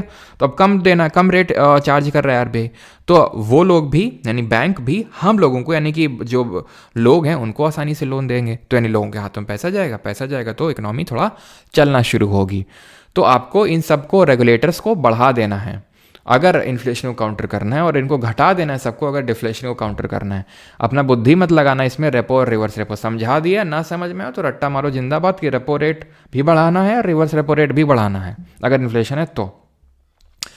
जब बढ़ाते हैं तो इसको बोलते हैं कॉन्ट्रैक्शनरी, या फिर टाइट, या फिर डियर, या फिर हॉकिश मॉनेटरी पॉलिसी। और जब घटाते हैं इन सबको तो डॉविश ईजी एक्सपेंशनरी मॉनेटरी पॉलिसी के नाम से जाना जाता है। कॉन्ट्रैक्शनरी या फिर एक्सपेंशनरी, ठीक है।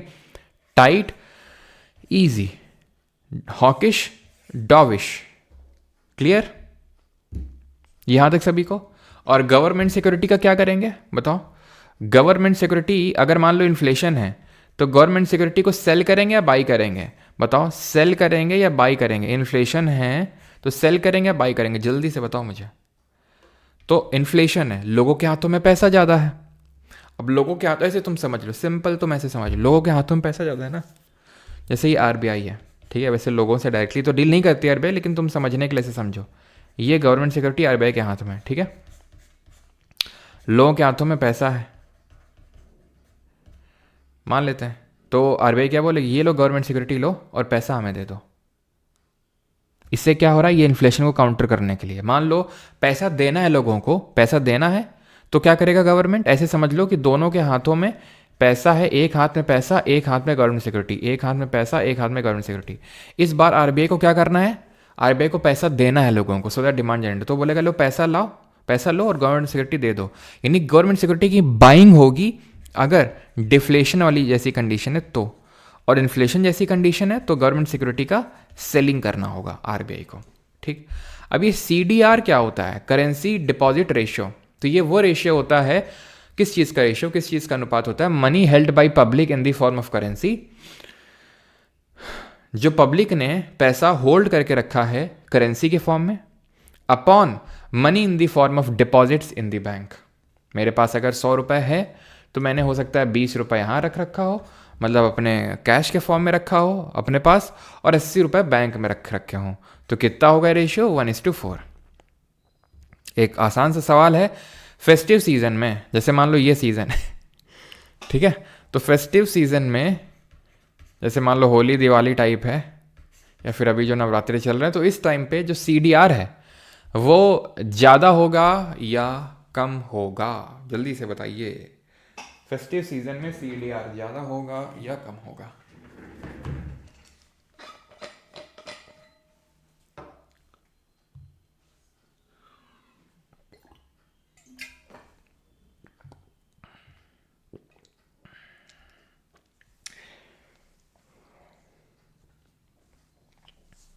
एसएलआर से बैंक कैसे अर्न करता है? मान लो मेरे पास 50,000 रुपये, 50,000 की मैंने सोना खरीद लिया, सोने का मूल्य बढ़ रहा है ना, तो मैं कमा रहा हूँ ना, बस वैसे ही।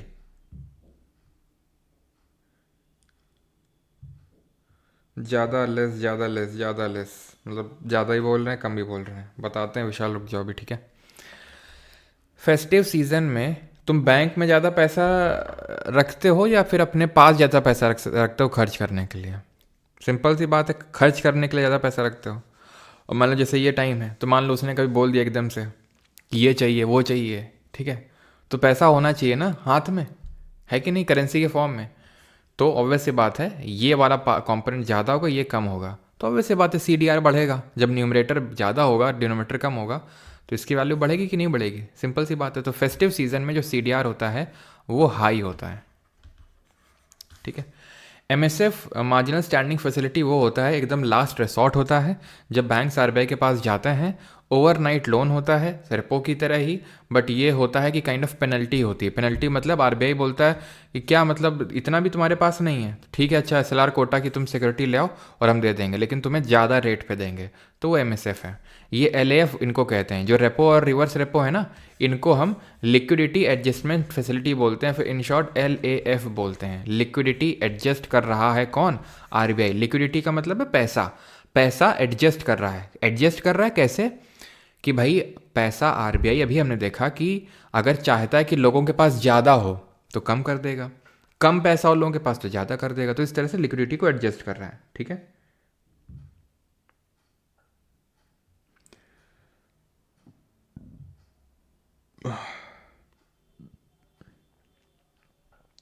चलो भाई, हाँ मैंडेट सर, आरबीआई को लोन देना मैंडेटरी या ना भी दे सकती है कोई बैंक। अब भाई अगर आरबीआई बैंक को लोन नहीं देगी तो लोन की ज़रूरत बैंक को तब पड़ी होगी क्योंकि भाई लोगों की तरफ से डिमांड आ रही होगी। तो अगर आरबीआई नहीं देगी तो बैंकिंग सिस्टम इरोड होगा। मतलब एक बैंक अगर फेल होती है तो उसके रिपरकशंस होते हैं कि बाकी बैंकों पे भी इफेक्ट होता है, पूरा बैंकिंग सिस्टम हिल जाता है, पूरे कंट्री की इकोनॉमी हिल जाती है। तो फिर आरबीआई क्यों नहीं देगा लोन, क्यों मना करेगा? आरबीआई कोई खुन्नस थोड़ी ना है कि पर्सनल दुश्मनी चल रही है कि नहीं देगा। अब आते हैं 2 मिनट का टॉपिक है और फिर खत्म है, that is qualitative monetary policy tools. Qualitative क्या होते हैं? क्वालिटेटिव होते हैं जहाँ पर आरबीआई परसुएड करता है, मतलब डायरेक्टली अमाउंट ऑफ मनी को कंट्रोल नहीं करता है मार्केट में कि कितना मनी होगा कितना नहीं होगा, डायरेक्टली उस चीज़ को कंट्रोल ना करके परसुएशन करता है। कैसे? राशनिंग ऑफ क्रेडिट है पहला। राशनिंग ऑफ क्रेडिट का मतलब है certain amount is fixed for industrial house hold and other purposes. घर का जब हम राशनिंग करते हैं तो इतना पैसा स्कूल फीस पे खर्च होगा, इतना पैसा कपड़े वगैरह खरीदने में, खाना वगैरह इतने में खरीदने में यूज़ होगा, इतने की सेविंग करेंगे, इतने का घूमने के लिए है। तो ये क्या है? राशनिंग है कि किस पर्टिकुलर चीज़ के लिए हम कितना पैसा अलग निकालेंगे, दैट इज़ राशनिंग। तो वैसे ही आरबीआई डिसाइड करता है कि किस सेक्टर में कितना पैसा, जैसे उसको हो सकता है लग रहा हो आरबीआई को कि मैन्युफैक्चरिंग सेक्टर में डिमांड कम हो रही है, कार वगैरह उतनी बन नहीं रही है, मतलब मैन्युफैक्चरिंग सेक्टर में दिक्कत है, तो वो सिर्फ मैन्युफैक्चरिंग सेक्टर को ही टारगेट करेगा, प्राइमरी और सर्विस को फालतू में इफेक्ट नहीं करेगा वो। तो इसको बोलते हैं राशनिंग ऑफ क्रेडिट, ठीक है। कि क्रेडिट को राशन किया जाएगा जहाँ पर रिक्वायरमेंट होगी, जहाँ पर रिक्वायरमेंट होगी ना। आप जैसे मान लो कि तुम्हें दिक्कत है किडनी में, तो भाई ऐसा तो है नहीं कि ऐसी दवा दे दी जाए कि भाई मान लो किडनी में ये दिक्कत है, किडनी फंक्शन नहीं कर रहा, पूरी बॉडी तो फंक्शन कर रही है ना, तो हम किडनी को सिर्फ टारगेट करेंगे, पूरी बॉडी को थोड़ी ना। Change in marginal requirement, margin is increase for unnecessary sector. Marginal requirement क्या होता है? अब जैसे जब आप मतलब फॉर एग्जांपल उसने बोल दिया कि एक स्कूटी दिलवाओ, ठीक है, या फिर आईफोन दिलवाओ, स्कूटी के आईफोन दिलवाओ उसने बोल दिया, ठीक है। अब आईफोन वो भी बोला महंगा वाला जो सबसे आता है, तो मान लेते हैं कि वो 1.5 लाख का आता है, तुम्हारे पास पैसे तो है नहीं, तुम लोन लेने गए, ठीक है। तो होता क्या है कि आपको कुछ ना कुछ गिरवी रखना पड़ेगा। मान लो कि तुमने क्या किया, तुमने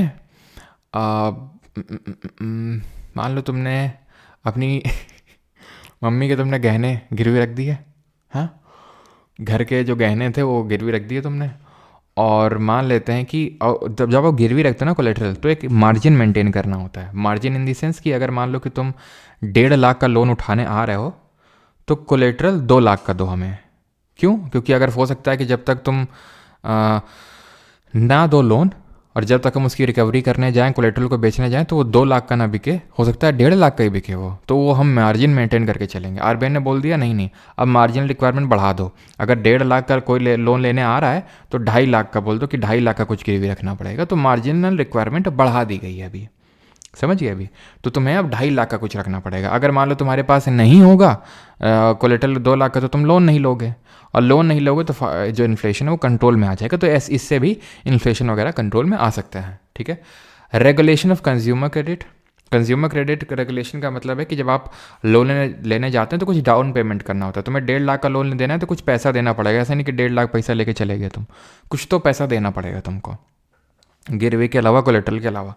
तो मान लेते हैं अभी ये तक था कि भाई 20,000 रुपये आपको गिरवी रखने हैं, तो आपने 20,000 रुपये दो से जुगाड़ करके दे दिए बैंक को। लेकिन अभी बढ़ा दिया उसको, आरबीआई ने बोला कि नहीं इसको अभी 40,000 कर दो, तो अब तुम खरीद ही नहीं पाओगे फिर तो, है ना। तो यानी कि आरबीआई ने क्या किया, अगर इन्फ्लेशन हो रहा था तो उसने आप इकोनॉमी से पैसा को कम कर लिया, सिंपल।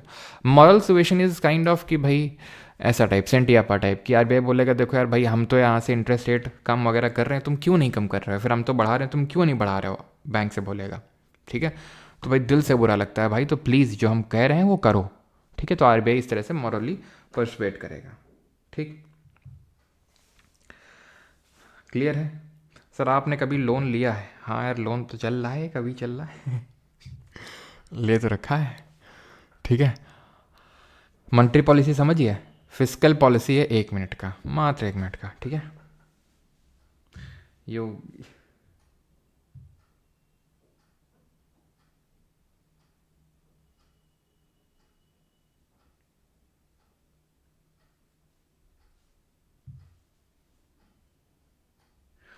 चलो भाई, तो अभी आते हैं फिस्कल पॉलिसी पे। अभी जो हम पढ़ रहे थे वो मॉनेटरी पॉलिसी थी, अभी फिस्कल पॉलिसी पढ़ने वाले हैं। अंतर क्या है? मॉनेटरी पॉलिसी को यूज करता है आरबीआई, फिस्कल पॉलिसी को यूज करता है गवर्नमेंट ऑफ इंडिया, सरकार। सरकार अगर टैक्स बढ़ा देगी, सरकार, जैसे कि अभी हमने देखा था आरबीआई यूज कर रही थी टूल्स का, मॉनेटरी पॉलिसी टूल्स। वो टूल्स दो तरह के थे, क्वांटिटेटिव एंड क्वालिटेटिव। क्वांटिटेटिव हमने पढ़ा CRR, SLR, RR, RRR, MSF, ये पढ़ा हमने। क्वालिटेटिव हमने पढ़ा marginal change in marginal requirement, rationing of credit, consumer credit and moral suasion, ठीक। फिस्कल पॉलिसी गवर्नमेंट यूज कर रहा है। गवर्नमेंट के पास क्या हथकंडे हैं? टैक्स, सब्सिडी और MSP, ये कुछ हथकंडे हैं। सोचो अगर गवर्नमेंट को चाहिए कि लोगों के हाथों से पैसा खींच ले वो, तो टैक्स बढ़ा देगा। अभी गवर्नमेंट को लग रहा था लोगों के हाथों में पैसा है नहीं, डिमांड ज़्यादा है नहीं, तो उसने टैक्स को कम कर दिया। कैसे टैक्स कम कर दिया? कि 12 लाख तक कोई टैक्स नहीं भरना है। अब 12 लाख तक अगर कोई टैक्स नहीं भरना है तो लोगों की डिस्पोजेबल इनकम बढ़ जाएगी, प्रयोज्य आय बढ़ जाएगी। अब ये मत पूछना कि बेटा डिस्पोजेबल इनकम क्या होती है ना, नहीं पाप लगेगा तुमको। डिस्पोजेबल इनकम बढ़ जाएगी लोगों के पास, यानी कि अब खर्च करने के लिए लोगों के पास ज़्यादा पैसे हैं, है ना। यही तो पढ़ा था पर्सनल डिस्पोजेबल इनकम का फार्मूला क्या था? फार्मूला तो यही था ना, पर्सनल इनकम से टैक्स को माइनस कर देंगे आप, ठीक है। तो अब टैक्स कम पड़ रहा है, पर्सनल डिस्पोजेबल इनकम बढ़ गई, लोग ज़्यादा खर्च कर सकते हैं। गवर्नमेंट को अगर ज़्यादा और पैसा देना है तो सब्सिडी बढ़ा देगी गवर्नमेंट, अगर कम करना है सब्सिडी कम कर देगी। तो अगर इन्फ्लेशन को काउंटर करना है, ये तीनों चीज़ें कब हैं? जब इन्फ्लेशन को काउंटर करना है। अगर इन्फ्लेशन काउंटर करना है तो टैक्स बढ़ा दो, सब्सिडी कम कर दो, MSP कम कर दो, ठीक है। MSP क्या? मिनिमम सपोर्ट प्राइस, न्यूनतम समर्थक मूल्य। ये कौन सा मूल्य होता है? कि अगर आपने गेहूं उगाया, चावल उगाया, ठीक है, तो गवर्नमेंट ये पहले से अनाउंस कर देती है कि इतना MSP रहेगा इसके पास, इस क्रॉप के लिए इतना MSP रहेगा। इसका मतलब ये है कि अगर आप मार्केट में जाओ, बेचो, अगर उतना मूल्य ना मिले तो इतने में तो हम परचेज तुमसे कर ही लेंगे। मान लो गवर्नमेंट ने बोला कि हम तुमसे 100 रुपये किलो में गेहूं लेंगे, तो अगर मान लो तुम मार्केट में जाके बेचो, ना बिके, ढंग का मूल्य मिले, तुम्हें 50, 60, 70, 80 मिले, तो हमारे पास आ जाना, हम तुम्हें 100 रुपये देंगे। और वो गवर्नमेंट वो FCI के थ्रू जो है प्रोक्योरमेंट कर लेता है उसका, ठीक है। और वो वही बाद में जो राशन बिकता है, राशन जो है ना, आपने देखा होगा राशन की दुकानों में है ना, जो पीडीएस के थ्रू मिलता है उसमें गवर्नमेंट बांट देता है उस चीज़ को। ठीक है। तो टैक्स, सब्सिडी और एमएसपी ये गवर्नमेंट के पास टूल्स हैं ये। ठीक है। चलो भाई, तो यहाँ पर हमारा लेक्चर होता है आज का ख़त्म। अब हम करेंगे क्वेश्चन। तो क्वेश्चन पे बढ़ते हैं हम लोग। ठीक है। और जिन लोगों को ये रिकॉर्डेड वीडियोस चाहिए, हैंडरिटन नोट्स चाहिए, क्विजेस चाहिए, सब कुछ चाहिए, तो फिर आप एनरोल कर सकते हैं जीके बैच 3.0 में। ठीक है। अभी करते हैं MC क्यूज। चलो क्यूज करो। If the cash reserve ratio is lowered by the RBI, then supply of money in the economy will. Sir उल्टा समझा आपने, RBI को लोन चाहिए होगा और किसी बैंक को, अगर बैंक ने तो RBI को लोन देना नेसेसरी है किसी बैंक के लिए। हाँ, अगर देखो RBI का मेन पर्पस है कि RBI को पता है कि बैंक के पास पैसा है और अगर मैंने इसको नहीं लिया तो ये चढ़ा देगा लोन पे किसी को, तभी वो ऑफ़र करेगा बैंक को कि बैंक देखो हम तुम्हें इतना देंगे। और फिर बैंक क्यों RBI को पैसा नहीं देगा? क्यों नहीं देगा? क्यों नहीं देगा? क्योंकि अगर उसको ज़्यादा इंटरेस्ट रेट वहाँ पे मिल रहा है। सिंपल सा लॉजिक है। और अगर बैंक के पास पैसा ही नहीं है तो सिंपल RBI को ये पता यार कि ये दे ही नहीं पाएगा पैसा। RBI क्यों वो गवर्नमेंट सिक्योरिटी दे के पैसा ले रहा है अपने पास? क्योंकि उसको पता है इसके पास ज़्यादा पैसा है और अगर नहीं कंट्रोल किया गया तो ज़्यादा इकोनॉमी में पैसा चला जाएगा। ठीक है। सर आपके चैनल का एप्लीकेशन भी क्या? हाँ यार है तो, परमार एकेडमी नाम से। If the cash reserve ratio is lowered by the RBI, supply of money in the economy will. अगर कैश रिजर्व, और आज से आप लोगों की NTPC की, जिन लोगों को मैं बता दूं जो लोग इंटरेस्टेड हैं, NTPC का PYQ सीरीज़ भी स्टार्ट हो रहा है फ्रॉम 6 PM ऑनवर्ड्स। ठीक है। तो अगर कैश रिजर्व रेशियो को लोअर कर दिया जाए तो सप्लाई ऑफ मनी क्या होगा? ये बढ़ जाएगा। सिंपल, किसी को कोई दिक्कत तो नहीं है। ठीक है। अगर आपको बढ़ाना है सप्लाई को, कैश रिजर्व रेशियो कम होगा तो बैंक ज़्यादा पैसा लोन पे उठा सकता है, मनी मल्टीप्लायर ज़्यादा होगा भी। The banks are required to maintain a certain ratio, CAPF 2023 का क्वेश्चन है ये, between their cash in hand and total assets. The ratio is called as, banks are required to maintain a certain ratio between the cash in hand and total asset. इसको हम क्या बोलते हैं? Cash reserve ratio, statutory liquid ratio, central bank reserve if statutory.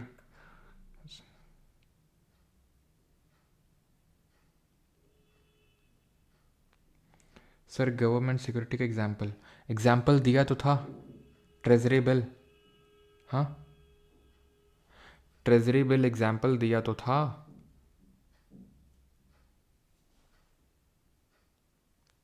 चलो भाई, तो इसका सही आंसर क्या होने वाला है? इसका सही आंसर होगा statutory liquid ratio, option number B. Cash और टोटल एसेट के फॉर्म में जो आपको मेंटेन करना है, that is statutory liquid ratio. Consider the following statements regarding the instruments of monetary policy. The central bank can increase the money supply by increasing the bank rate. Central bank, अब करिए, ठीक है, फिर मैं आपको कराऊंगा, मेरे रिपीट करने से क्या ही फ़ायदा है। मैं रिपीट करने से क्या फ़ायदा गाना है ना एक, कि दान देने से क्या फ़ायदा, प्यासे को पानी पिला ना सका तो, है ना, प्यासे को पानी पिला ना सका, भूखे को खाना खिला ना सका, तो दान देने से क्या फ़ायदा। और अगर मन पे कैसे ही कुछ है ना, मन अच्छा नहीं है तो फिर गंगा नहाने से क्या फ़ायदा।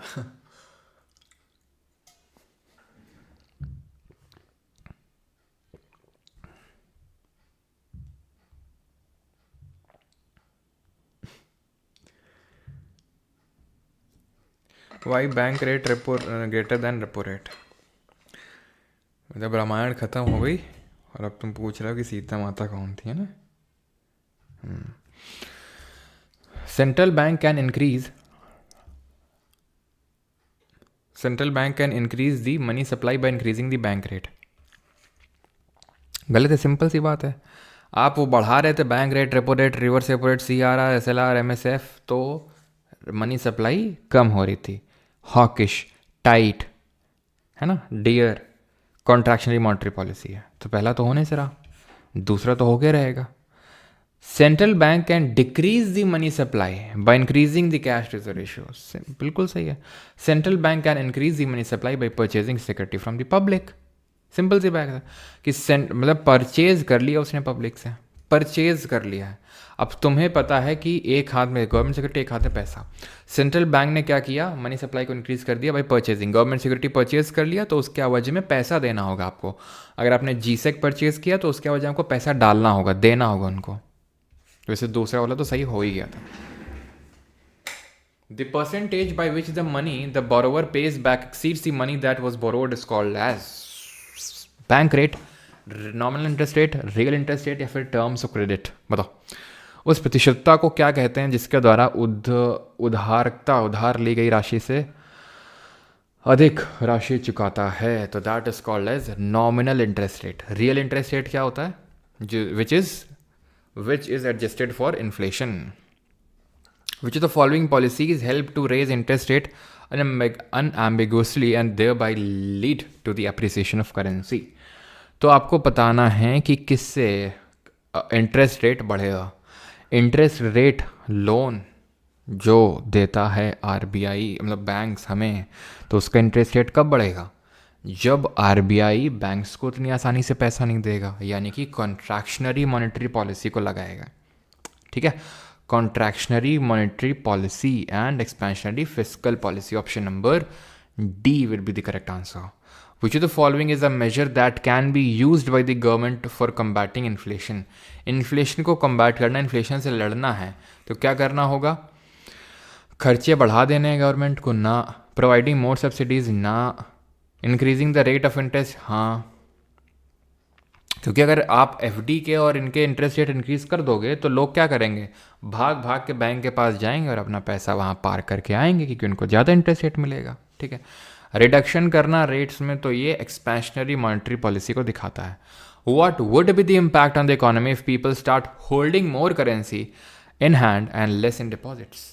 याद करो CDR, कैश, ये करेंसी डिपॉजिट रेशियो। कैश में कितना रख रहे हैं अपॉन रिजर्व्स में कितना, मतलब कितना डिपॉजिट कर रहे हैं बैंक में जाके। तो what would be the impact on the economy if the people start holding more currency in hand and less in deposit.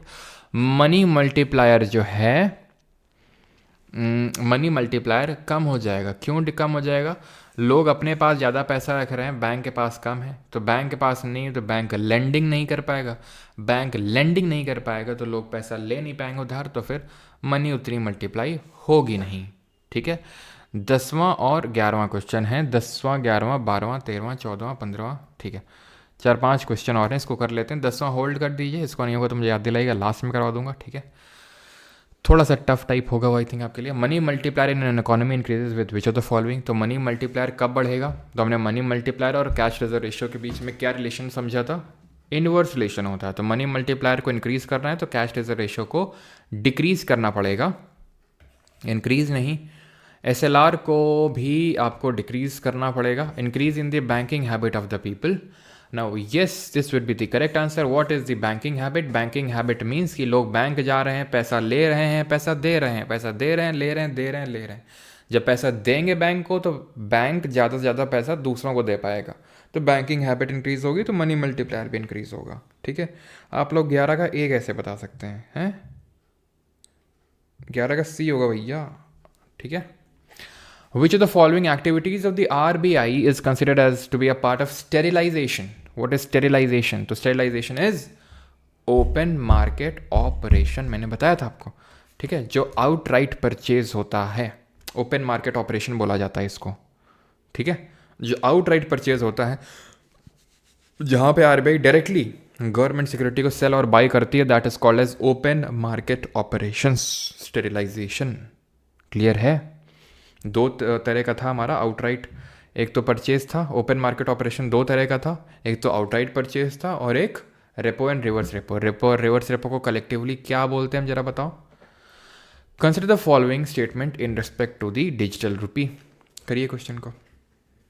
तो बोलते हैं LAF, ठीक है, लिक्विडिटी एडजस्टमेंट फैसिलिटी।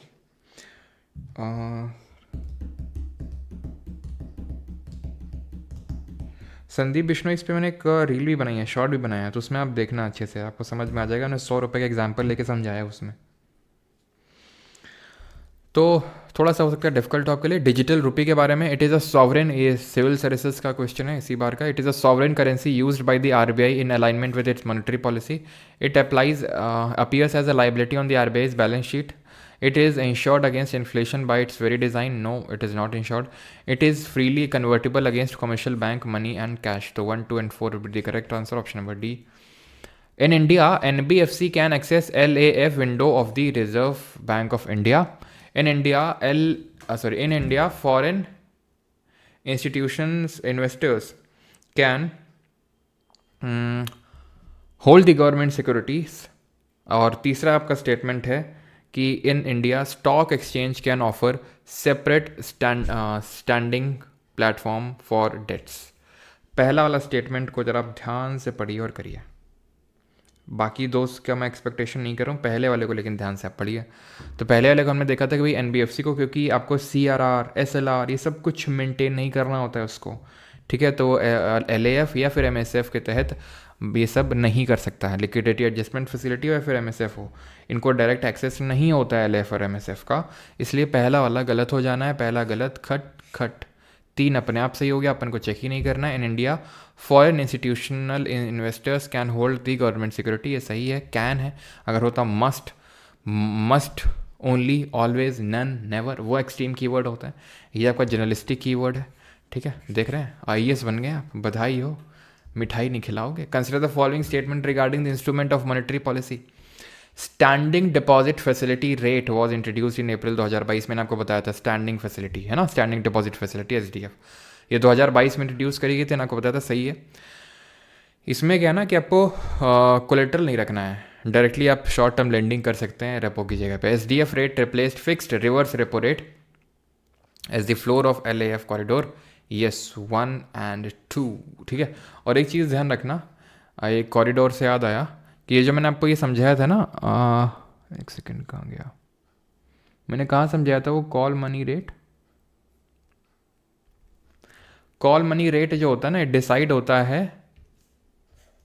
ध्यान रखना इसको, decided on the basis of reverse repo rate and MSF।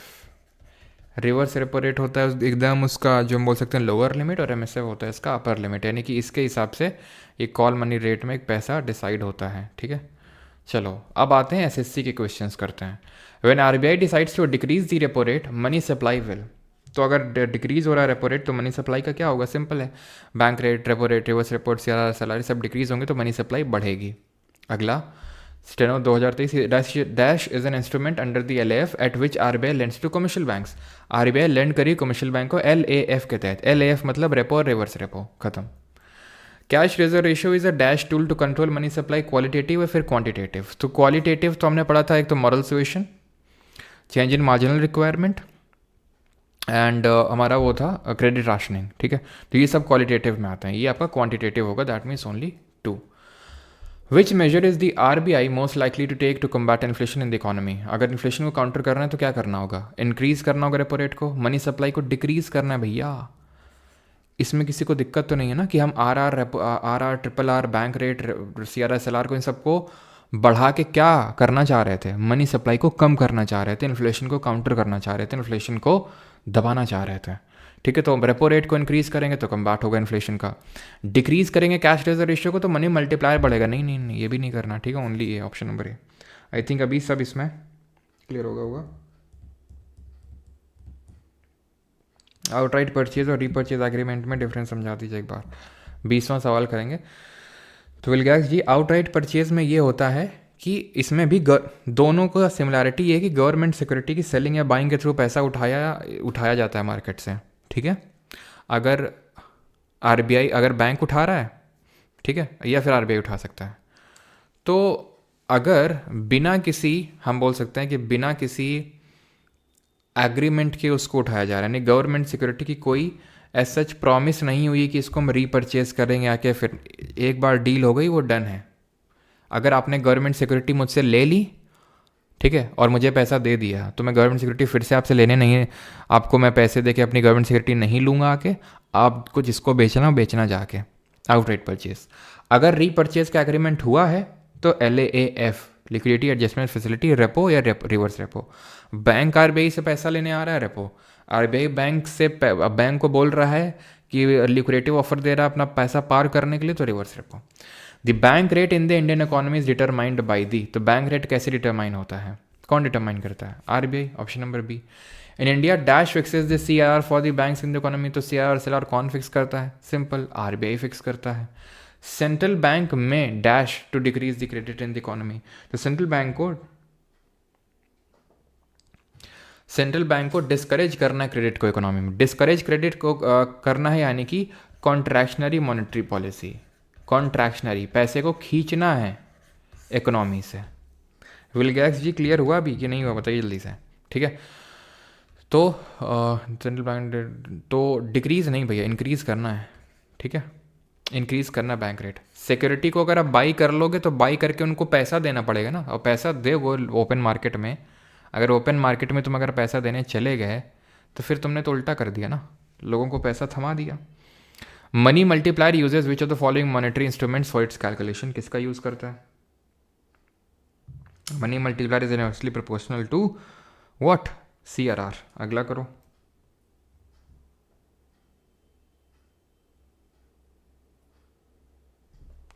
स्पर्श खंडेलवाल जी, main purpose ये है कि आपके पास कैश कम है, बैंक के पास कैश कम है, SLR खूब है, क्योंकि SLR में बैंक को पैसा मिलता है, इंटरेस्ट रेट मिलता है, गोल्ड में इंटरेस्ट रेट मिलता है, गवर्नमेंट सिक्योरिटी में इंटरेस्ट रेट मिलता है, ठीक। तो वो उसको मेंटेन करके रखती है, mainly they are short of cash, तो इसलिए वो उसका एक्सेस में होता है तो उसका यूज करके वो खरीद लेते हैं, ठीक है। नहीं, गोल्ड के फॉर्म में नहीं होता है एक्चुअली में, वो काइंड ऑफ बॉन्ड होता है वो, ठीक है, डॉक्यूमेंट फॉर्मेट में। स्टैटिक जी के अगले ही वीक से मंडे से शुरू हो रहा है। The minimum rate below which banks are not allowed to lend money except in cases specified by RBI is called as, तो इसके नीचे बैंक जो है मनी नहीं दे सकते हैं, इसको बोलते हैं base rate, option number D. The dash in dash determine the corridor for the daily movement in the awaited average call money rate, तो एवरेज कॉल मनी रेट में कौन से दो रेट हैं जो डेली मूवमेंट डिसाइड करते हैं? Movement का मतलब होता है वो रेट मिनिमम और मैक्सिमम किससे डिसाइड होता है, तो अभी मैंने बताया था आपको, MSF हायर ब्रैकेट होता है, reverse repo rate lower bracket होता है, यानी इससे कम नहीं ऑफर हो सकता, इससे ज़्यादा नहीं ऑफर हो सकता, तो ये दो होते हैं आपके MSF और रिवर्स रेपो रेट, ठीक है। चलो तो आगे, open market operations conducted by RBI are of how many types, तो हमने देखा था ओपन मार्केट ऑपरेशंस दो तरह के थे। एक तो हमारा था outright purchase, open market operations को और हम किस नाम से जानते हैं जरा बताइए? आउटराइट परचेज, और LAF that is liquidity adjustment facility, जिसमें कि रेपो और रिवर्स रेपो आता है हमारा, ठीक है। तो ओपन मार्केट ऑपरेशंस को हम स्टेरिलाइजेशन भी बोल रहे थे, sterilisation. 27th, the general target of the monetary policy is to ensure, तो मॉनेटरी पॉलिसी का जनरल टारगेट क्या है? प्राइस स्टेबिलिटी करना, greater tax collection for the government, employment generation in the rural areas. तो भाई टैक्स का लेना देना मॉनेटरी पॉलिसी से तो नहीं है, टैक्स कलेक्शन तो फिस्कल पॉलिसी से संबंधित है, तो ये तो नहीं होगा, ठीक है, ये नहीं हुआ। और हमें पता है भाई मॉनेटरी पॉलिसी को ये सब क्यों लाया जाता है, सो दैट प्राइस स्टेबिलिटी रहे इकोनॉमी में, ओनली ए इसका सही आंसर होगा। एम्प्लॉयमेंट से डायरेक्टली डील नहीं करता ये। 28, विच of the following is not a monetary policy instrument of RBI, कौन सा मॉनेटरी पॉलिसी इंस्ट्रूमेंट नहीं है? Government spending, bank rate, OMO या फिर कैश रिजर्व रेशियो।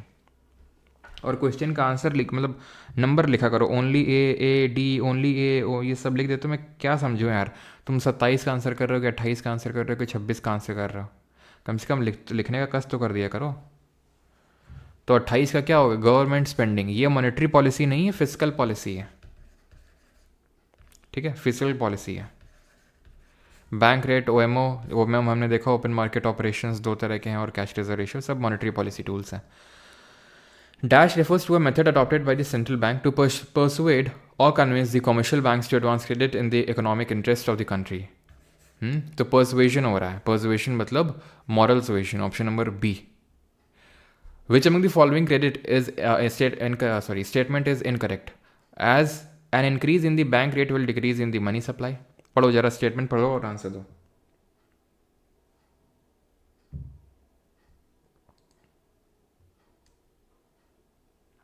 गुड्डू जी गोल्ड के फॉर्म में नहीं होती, गुड्डू जी आपको सुनाई कम देता है क्या? मैंने पहले भी नोटिस किया कि गुड्डू जी आपको बोलने का आंसर मतलब बताने के बाद भी आप बार बार कमेंट करते रहते हैं। गुड्डू जी ऐसा क्यों करते हैं आप? गुड्डू जी। दीपेंद्र साहू करते हैं, एक बार आप तब तक तो ये करेंगे। दीपेंद्र साहू जी को 19 में डाउट है कुछ। Which major of the likely to combat inflation, increase repo rate and increase money supply, decrease कर। सही है। आप कैश रिजर्व रेशियो डिक्रीज कर दोगे तो बैंक को क्या करना है? अभी बैंक को आप ये बोल रहे हो कि आप कैश में पैसा कम रखो, यानी कैश में कम रखो मतलब आप ज़्यादा से ज़्यादा आप लोगों को चढ़ा सकते हो लोन पे। हमें लोगों को पैसा नहीं देना है, इन्फ्लेशन चल रहा है, हमें लोगों से पैसा खींचना है, इन्फ्लेशन में पैसा तो खींचना है। तो कैश रिजर्व रेशियो को इंक्रीज़ करना है, मनी सप्लाई को डिक्रीज़ करने के लिए, ठीक है, और इंक्रीज़ करना पड़ेगा सबको, ठीक है। चलो, तो increase in the bank rate will decrease in the money supply. Question 29 देखिए, देख लिया, क्या करना है इसमें बताइए, क्या डाउट है इसमें?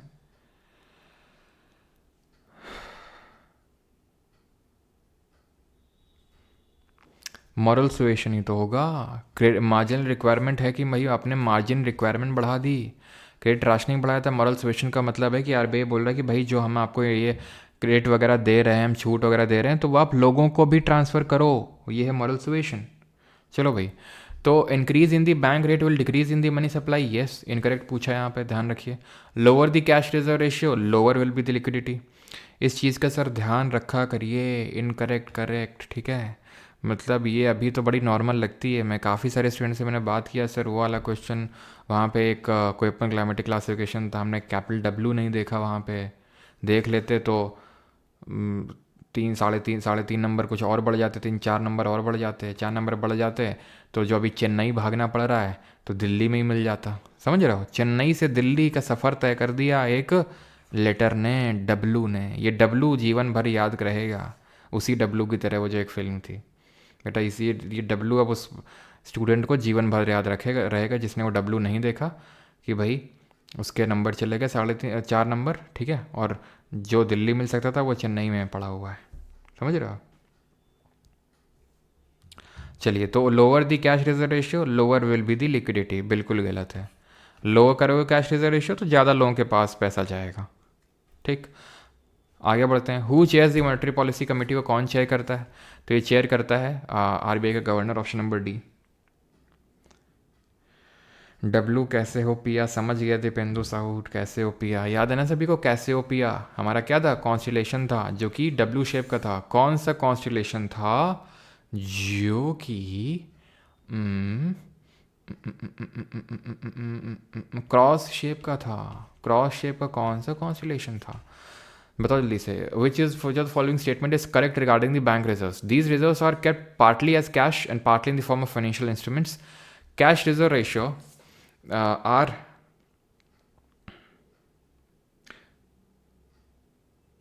cash reserve ratio are deposits which commercial banks keep with the RBI, जो RBI के पास रखते हैं। अब बताओ सही आंसर क्या होगा? तो दीज रिजर्व्स, हाँ बिल्कुल, क्रॉस शेप का जो होता है आपका वो सिग्नस होता है, सी से क्रॉस शेप और सी से सिग्नस, ठीक है, सिग्नस। चलो, तो these reserves are kept partly as cash bank reserve में। अब उसने कैश रिजर्व रेशियो की तो बात करी नहीं है, कैश रिजर्व रेशियो भी आ जाएगा, स्टैट्यूटरी लिक्विड रेशियो भी आ जाएगा। तो कैश रिजर्व रेशियो कैश के फॉर्म में रखना होता है, एसएलआर जो होता है वो आपका फाइनेंशियल इंस्ट्रूमेंट जैसे गवर्नमेंट सिक्योरिटी के फॉर्म में होता है, तो पहले तो सही होगा। CRR deposit which commercial bank keep with the RBI, yes. तो आंसर क्या होगा? B, both 1 and 2। The monetary policy, 40 तक क्वेश्चन करेंगे, 33वें पे आ चुके हैं। The monetary policy instrument called bank rate is align to. तो बैंक रेट किससे अलाइंड होता है? LAF से, CRR से, डिस्काउंट रेट से, या फिर MSF से?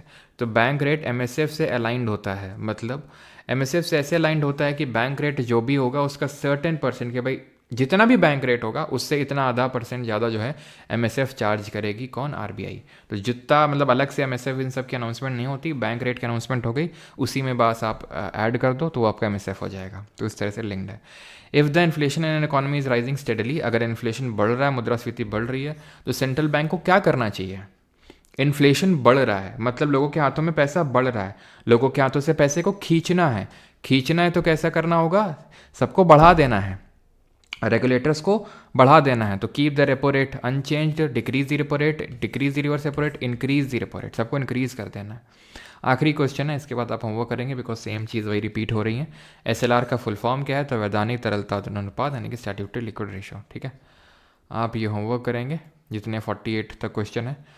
एंड ये वाला क्वेश्चन कर दो, intervention by the monetary authority of a country in the money market to keep money supply stable against exogenous और sometimes external shocks is called as sterilization, conservation, capitalization या फिर neutralisation. तो इसको क्या बोलते हैं, इसको हम बोलते हैं, अभी पढ़ा था स्टेरिलाइजेशन, इंटरवेंशन, जहाँ पर मॉनेटरी अथॉरिटी जैसे हमारी आरबीआई वो इंटरवीन करेगी मनी सप्लाई को स्टेबल करने के लिए। ऑलराइट, तो ख़त्म होता है आज का लेक्चर। जिसको बैच वैच में एनरोल करना है वो कर सकता है एप्लीकेशन पे जाके। और आईफोन यूज़र्स के लिए जल्दी हम एप्लीकेशन डेवलप करवा रहे हैं, तो वो भी आपको आईफोन यूज़र्स के लिए परमानेंट एप्लीकेशन मिल जाएगी। लिंक आपको नहीं करना पड़ेगा और जितने भी आपके दुख दर्द हैं वो सब खत्म हो जाएंगे, ठीक है। क्लियर है। चलो, इसी बैच के अंदर आपको इंग्लिश का भी बैच मिल जाएगा, कंप्यूटर का भी मिल जाएगा, नोट्स भी मिल जाएगा, सब कुछ मिल जाएगा, ठीक है। और अरबी का आज शुरू हो रहा है, ठीक है। क्या PYQ सीरीज 2.0। अच्छा, 30 मिनट तो लग रहा है, ओके। चलिए भाई, थैंक यू, धन्यवाद सभी को। एंड मिलते हैं कल, अपना मनी एंड बैंकिंग का लास्ट लेक्चर देखेंगे। और कल के लेक्चर हम लोग वो जो क्वेश्चन आते हैं ना, M0, M1, M2, M3, M4, इन सब की चीज़ें देखेंगे। और जो एक भाई साहब पूछते रहते थे रोज़, इंजेक्शन और वो इंजेक्शन करके, सर्कुलर फ्लो ऑफ इकोनॉमी, वो भी कल ही हम देख लेंगे, ठीक है। कल का लेक्चर उतना ज़्यादा बड़ा नहीं होगा, तो इसलिए कल के लेक्चर में देख लेंगे वो। ऑलराइट, थैंक यू, धन्यवाद सभी को।